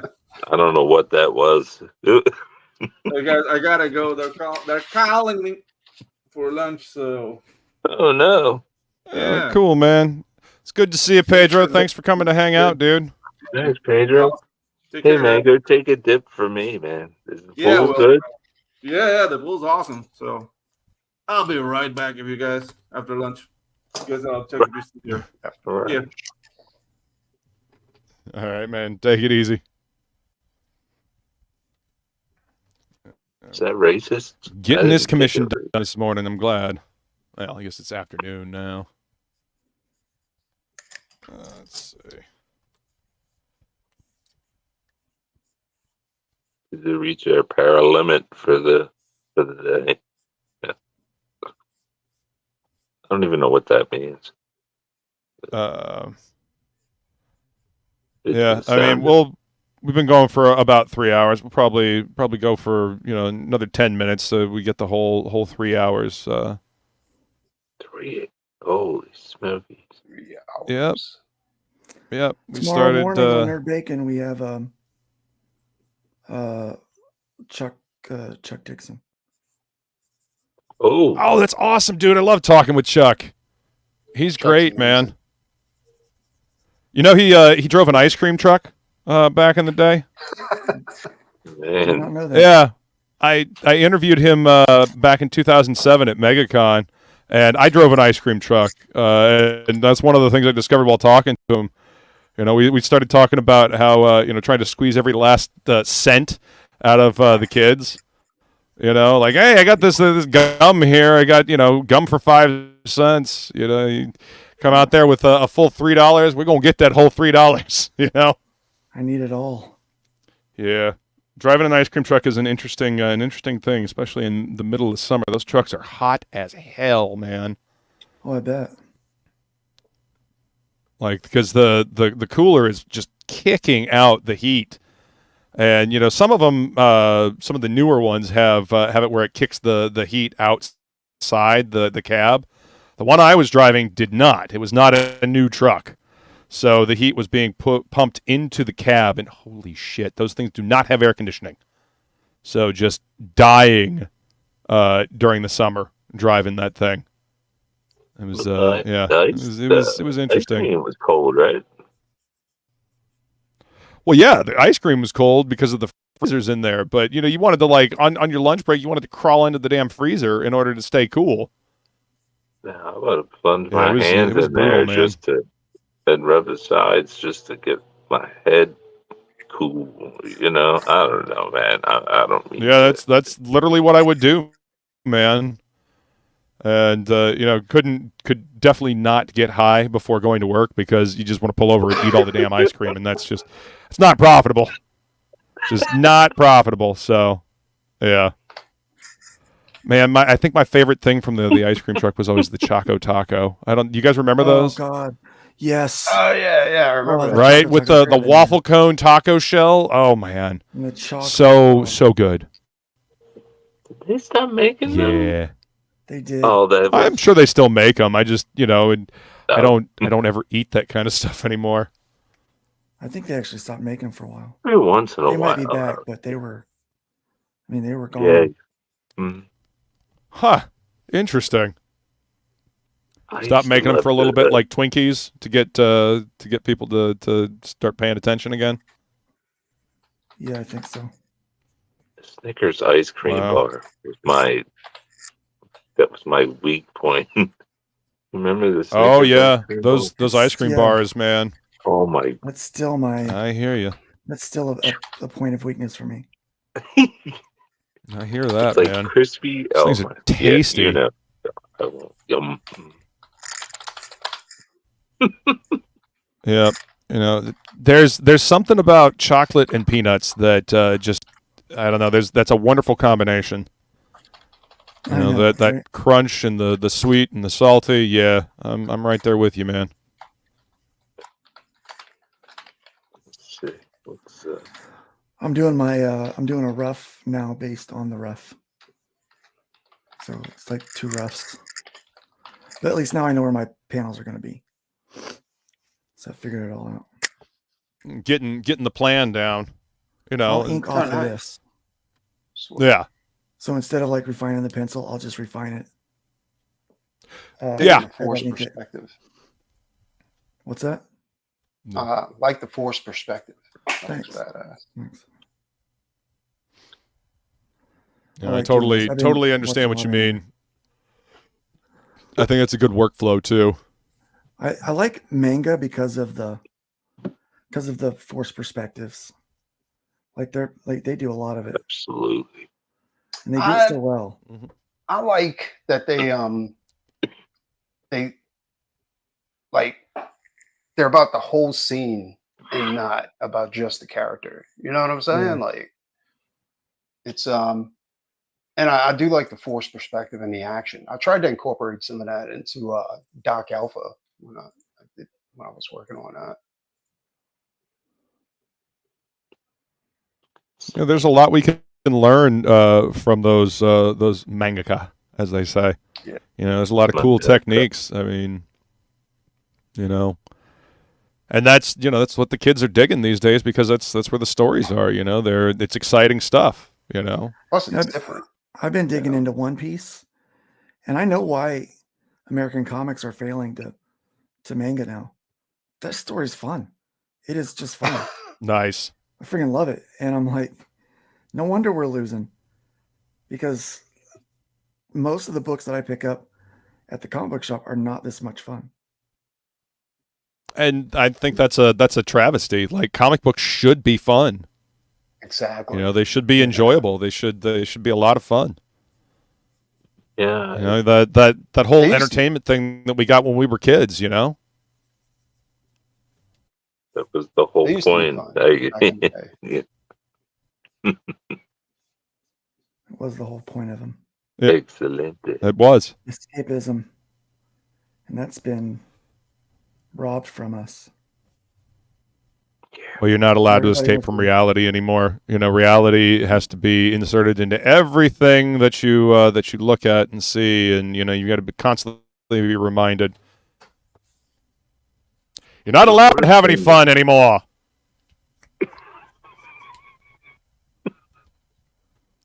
Yeah, you know, it's the worst thing is when you start a good story or a show, or you start reading something, and then all of a sudden, it goes woke. Cartman was right. You know, every single time. Yeah. You ain't wrong, man. You know, it's like that meme. I don't know if you guys have seen the meme of the poor little girl sitting in the chair on the bike behind, I'm guessing it's her dad, and his pants are falling down, and like his ass crack is literally in her face, and it's like, you know, woke propaganda and you trying to enjoy a movie, and the little girl is like clearly miserable and just looking away because she doesn't want to stare into the hairy ass crack. Yeah, it's that's exactly what it is, man. You know, they will not allow anybody to have anything fun. They always got to put the message in. You know, and that's nobody wants that. People just want to be entertained. Yeah, the message is important. You know what I'm saying? Like, you don't have to be a yeah, but you can get a message across. Supposed to be a message. You can get a message across without being obnoxious about it. You know, look at Claremont. I always go back to Claremont's X-Men. You know, he had a message that he wanted to get across, but he didn't beat the readers about the face, head, and neck with it. You know, he told a good story with compelling characters. Look at you don't think the message like chop off your ding ding and Trump is bad? You don't think that's a good message? Or it's the only message that matters. I can't even say it with a straight face. I really try. Yeah, I think a better message would be think for yourself and question authority. Amen. You know, that's what it used to be. That used to be the mantra of you know, I guess the left or whatever you want to call it. It used to be the mantra of people that actually thought. I used to be a liberal. Well, not a liberal, I guess. I was just be a Democrat. I was always left of center. It's strange how easy people are manipulated. You know what I'm saying? Like, like unfortunately, like a few years ago, if you used to say, like, you know, take your kid in and go get them, you know, their nuts chopped off or whatever, people would be like, no. But now that's ridiculous. Because do that.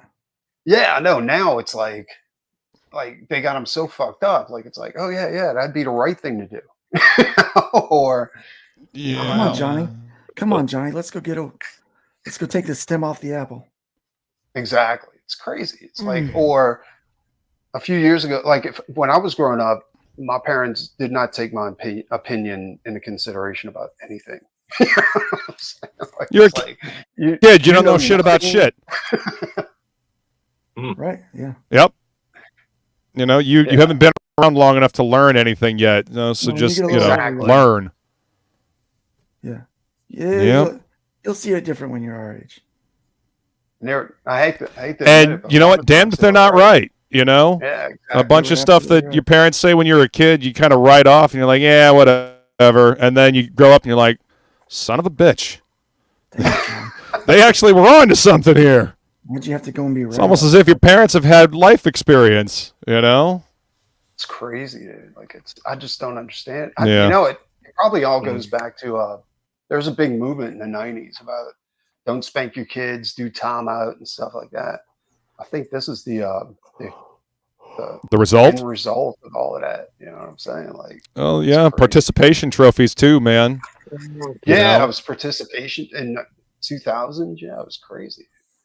Everybody's a winner. Yeah. Yep. Well, that means people that disciplining their family by their own. The people are supposed to have the freedom to do what they think is right for their family. Yep. Yeah, I know, man. Yeah, I don't know. You know, there's a definite difference between somebody being physically abusive and a parent just spanking their kid. Like, there's discipline that needs to happen, and it doesn't happen. Thank God. Jesus! I wasn't talking about physical abuse. Of course not. I know that, man. That's what I'm saying. There's a big difference, and people try to equate the two, and that's that's why we have the problem now. When my son was, I think he was 6 years old, I had to put I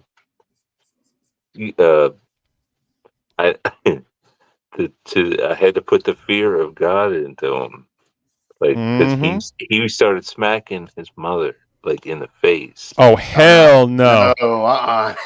So hell no! But he was like, yep. But so he ran away and he dove into his little like tent thing, his little fortress, and I was like, no, you will never. And I never let him. And I didn't even lay a hand on him, and he was shaking. I was like, "Oh, that's how you want it." He did wrong. No, he's never laid another hand on his mother since then.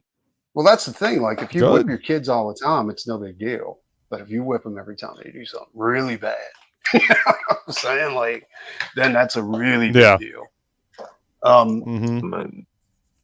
Yeah, I remember I was watching a video, and these parents, they were in this gallery, right? And they had this glass sculpture of this bird, and they just let their kids go hang on it and swing back and forth. Oh, good Lord. Until it broke, and they're like, yeah, Johnny, go do what you do. Yeah. And it was like they had no consideration for anything. It was like crazy. And they're just encouraging their kid to do it. How can you be a parent and do that kind of thing? That's just it just That's baffles what I'm me, saying. dude. Like, it's nuts, dude. If we were in a grocery store and I did something like, I would have got my ass handed to me. Yep. Was this 40 years ago? Acting out while out in public? Yeah, no. It's nuts. And then they had that other one. You seen that video where that Renaissance painting, and fucking the kid just goes there and puts his hand through it or some shit like that? Oh no, I didn't see that. That's, you know what? I'm glad that I grew up the way I did. I'm glad that I received discipline as a child, so I could learn to be respectful as an adult. You get a workout. I think, yeah. I think that's sorely missing these days. Luke, I can You know, promise and you that that's- my son is learning respect for everything that he's I don't doubt it, touching. dude. No, I don't doubt it either. Because I know don't doubt it, people man. that, you know, people get worried about certain kids, but you don't have to worry about my son. I ain't worried about your boy. I can tell just by the fact that you have such a good relationship with him that he's growing up to learn how to be a good human being. You know? You know, that is the thing, right? You just want your kids to grow up to be decent human beings. Yeah, Yeah. it's not Human beings about like me to be around. anymore. Yeah, 100%. There I was- love it. There was employers complaining. Like there was this one employer complaining because he owned a construction company, and he had people showing up with their mothers for the interview because their anxiety was so bad. It's like, yeah, you're not These gonna be guys able had to have their mother. Are I you used to have serious? bad anxiety. Yeah, I'm serious. I was like, Jesus Well, Christ, dude. I mean, anxiety is one thing, but you know, part of being an adult is you learn to deal with it. CJ, you know, you learn to Oh, cope yeah. with it. You know, I think that's the thing, part though. of it. Like that all goes back to discipline. Like they weren't disciplined properly, you know, or learned proper discipline when they were kids. Yeah. Yeah. And they weren't raised like men. You know, men have to be raised a certain No. way. That is true. And I think it's also part and due to the infantilization of everyone. You remember back when we were kids, like, you know, the gummy vitamins were just for kids, and now they've literally got gummy Centrum for adults. Like adult like, gummy vitamins. What the fuck, man? Like, no, also, grow the fuck up. Right? it's the worst vehicle to get that stuff in your system is for Yep. gummy. Like gummy is the worst, dude. It's because it's Doesn't nothing it, but like, sugar. Seize People up can't even smoke weed everything anymore. that's going. I They don't got to eat it. Yeah, Smoke it like I a know. real man. Yeah, I'm allergic. do, man. it's yeah. It's just Oh, insane my. to me, you know. But all I we was can gonna. do is continue to be. So somebody posted like they're making like these underwear, you know, like these lingerie underwear Yeah. with a penis pocket. Oh, that's Target did that. What? Oh, I wow. was gonna order a couple of pair and send them to my friends. Oh, boy. As a fucking gag. Yeah, that's it's funny. crazy. Like women's underwear with a penis pocket. That would be cool, man. It's hilarious. Oh, to be alive in 2024. You know, when we were kids, we thought, you know, maybe we would have like flying cars and like cool technology, and no, best we can do is lingerie with a Everything is chopped penis off. pocket. Jesus Christ, what the fuck? This is not the future I was promised as a kid in the 80s and 90s. You Hey, know? imagine waking up from a 7-week nap and coming out of the hospital 5 months later to find out that this is what the world became. In 5 freaking months, it became this. I can't even imagine, man. That's got to be a shock to the system, to say the very least. Yeah, I was like, I don't know. I'm so happy to be alive. What has changed since I went? Well, Inflation is insane. I literally asked, can you put me back under? I'm like, just fuck, man. It's like, yeah, fuck me. The borders are overrun. In And more so- ways than one. So I asked Yeah. someone, because Sorry. I missed a lot, right? yeah. Of pop culture. I didn't know what all was going on. And someone had mentioned something about Let's Go Brandon. Had no idea what it was. Yeah. I asked someone like, hey, what was it? And they went liberal. Like they were liberal before, but they went like, loony. Insane. Yeah. Loony liberal. Insane. And then they thought like, what are you trying to troll me? Blah, blah. I'm like, no, seriously, what's it mean? And so I just had to go look it up somewhere else because no one would actually. Yeah. The guy I asked would not actually tell me. He just cried about the fact that I asked. Did you when you woke up? Did you happen to? That's a turn on Blue's Clues? microaggression, Luke. Can't do that. Yeah, I learned about microaggressions. What'd you say, Preston? I'm sorry, dude. I said, when you woke up, did you have to yeah. turn on Blue's Clues? Is the what happened to that? No, what happened there? Yeah, you remember they used to have a guy who was dressed in like a striped suit or whatever. And he was like, "Hey, Blue, what are we doing?" Steve, now it's and like then his younger brother. They have a tranny on there, and they just sing about, you don't have to be a boy. What, they really freaking do? Yeah, dude, you look it I up. have no idea. Look it up. Like the most recent Blues Clues is insane, dude. I mean, it's a big dude too. Like he's insanely big. Be like me in a dress trying to. Pretty much. Without the beard. You know, the whole meme about like, oh, it's like the fall of the Roman Empire, but with Wi-Fi. You know, that was funny at first, and now it's like, oh God, this is very, actually very true. a lot more accurate than I'd like it to be. You know, and idiocracy is becoming more and more true as we go along, and that's terrifying. You know, we're a hop, skip, and a jump away from Comancho. You know. Rolling around his fucking super trike. You gotta keep. You've got a lot more films to watch. I just don't have time. Idiocracy and. Idiocracy was funny. Demolition Man. Yeah, Demolition Man is the action movie version of the post-thinking apocalypse. Yeah. It's like the whole world decided to try to ski uphill. I like that. The post-thinking apocalypse. That's literally what it is, man. Nobody wants to think anymore. Everybody just wants to be told what what to do. You know, they don't want to take responsibility for themselves. Well, at least that's the way it seems to me. They haven't been raised right. They're still in that child form where they just want to be safe, and they haven't realized like the world isn't safe. Nope. It doesn't matter what you do to it; it's not going to be safe. It's an adventure, and either you take it or you get off the ride. And it's Safe hard when you have a kid when all this shit's going on. Exactly. That's what I was telling my wife. I was like, thank God we don't have any kids under 12 or teenagers. Well, Jesus Christ. I do not envy the youth. Honestly, having to deal and navigate this world that we currently live in. I do not envy them. I honestly feel sorry for them. All the ridiculous pressure. It's also about the schools. Like the schools are like hiding shit from you. Yep.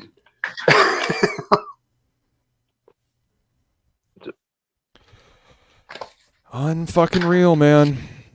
Well, he's jamming his way through school, man. Playing guitar. That'll save your life. Guitar got me through it all. Yep, music. Exactly. Music is good for the soul. Man, thank you. Did you you haven't gotten a call from the school saying your son's acting too masculine, have you? Your kid's he's going to detention because he hasn't had anybody with his guitar yet. That's good. That's a good start, His masculinity is out of control. He's very dedicated. My son's starting to learn bass. Nice. That's what my son started with. It was just to get the sound. That's fucking amazing, dude. Like that's the thing is like when I was a kid, I mean, it was either music or drawing. Like it wasn't like hanging on the internet or fucking anything like that. For me, it was both. Yeah. And then I realized that I could actually pick up chicks with guitar, so I focused. Exactly. Yeah, that's why I got into it. The most important thing in my entire life right now is to make sure that he knows that the boys and girls and like I feel bad for my daughter and my son that have to try to, my son's not really dating yet. I mean, he's only 14, right? No. But my daughter, she's 21, so it's been very difficult. My son sees Mr. Beast, buddy or gal or what I'm talking about? It's all right. I know it's confusing. Nope. No, have no idea what I've heard of Mr. Beast. I have no fucking clue what any of it is. So It's just He's a YouTuber. It's crazy. and I'm It's actually kind of glad insane. for that. He's part of the mental Mhm. institution that we call but he the United Beast States. is doing so much good for everyone, and he's dragging along this FREAK. You know, like why? He used to be And a he's like Christian. wandering No, around. You're like, we spent 7 days in the streets, and he's like, oh my god, Really? yeah, it's real. So he used to be a Christian. Yeah, And then he he was used asked, to be a Trump supporter. yeah, and he abandoned all of those things. Jesus Christ. I think it was for money. I don't know why anybody would. It's do always that. for money, man. Yeah.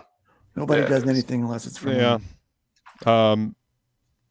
He's got what 10 million followers now or something like that.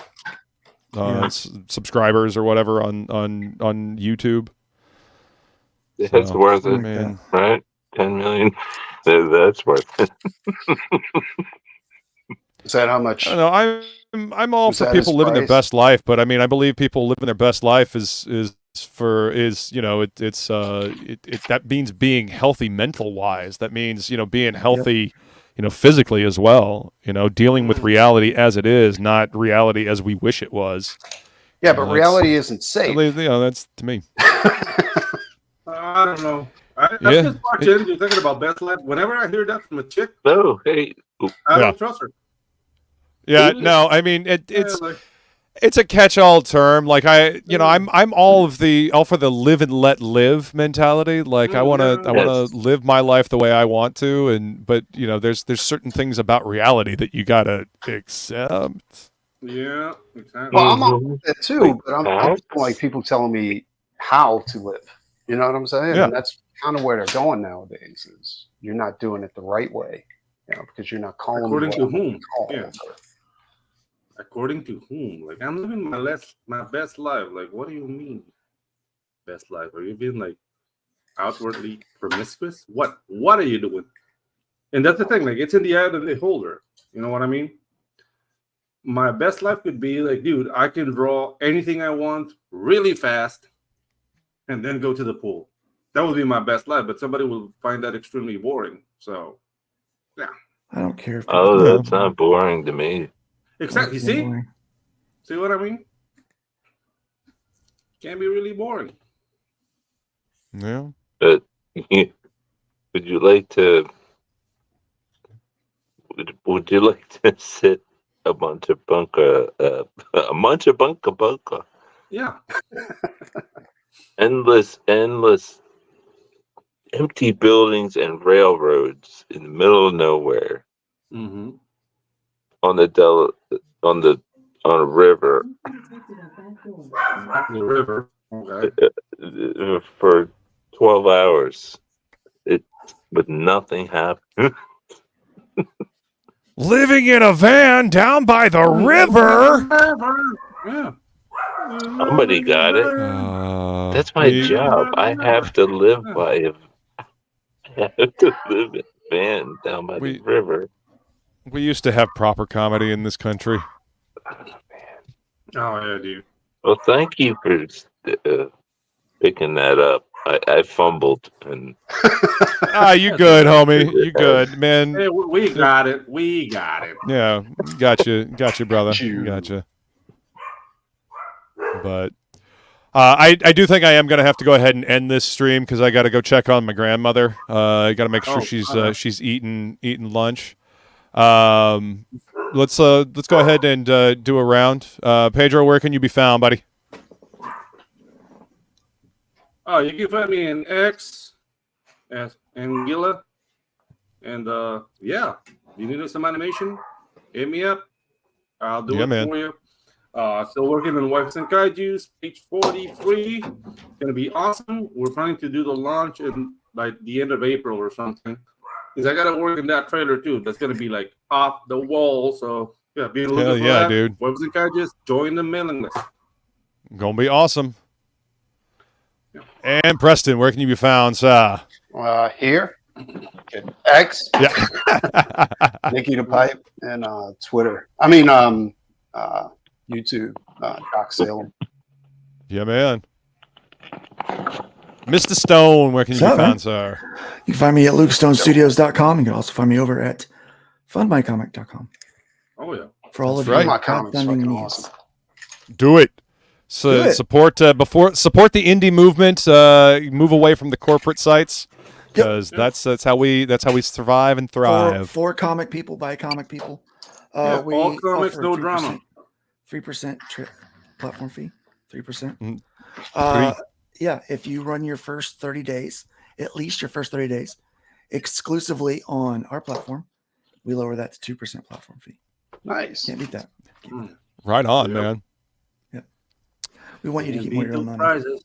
I agree. And Mr. Christopher John, I know you don't do social media, so we'll have to do another one of these up until the boys out of school, right? Right. Yeah. In my bunker. Yeah. That's. I'm acting like Patrick T. You know, he's like. Anyway. Do you want to show what you were working on? Oh Lord. No. Okay. Yeah. Let me.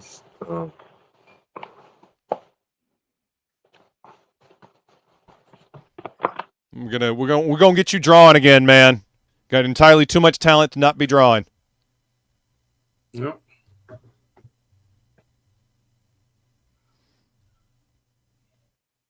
Oh man. It's terrible.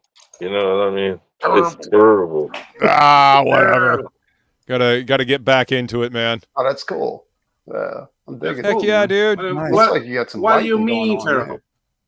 there. It's terrible. It's cool, man. I like it. But then neck, it needs work. But it's Well, that's why we draw, man. We draw to get better. You know, we draw because it's cathartic. So keep drawing, man. I mean, And, I this think is- I drew a couple others, but I was here. And this is wait, this is what I did today. I inked up this piece. Nice. This is Wednesday. Betty Page is Wednesday Adams. Nice. So commission. So I'll be finishing this up, and there'll be a chronal compression of this and the other one that I have to do. But I want to thank everybody for hanging out with us today. Appreciate you being here, and we'll be doing more of these morning Norsemen. And yeah, we'll see you guys next time. Peace.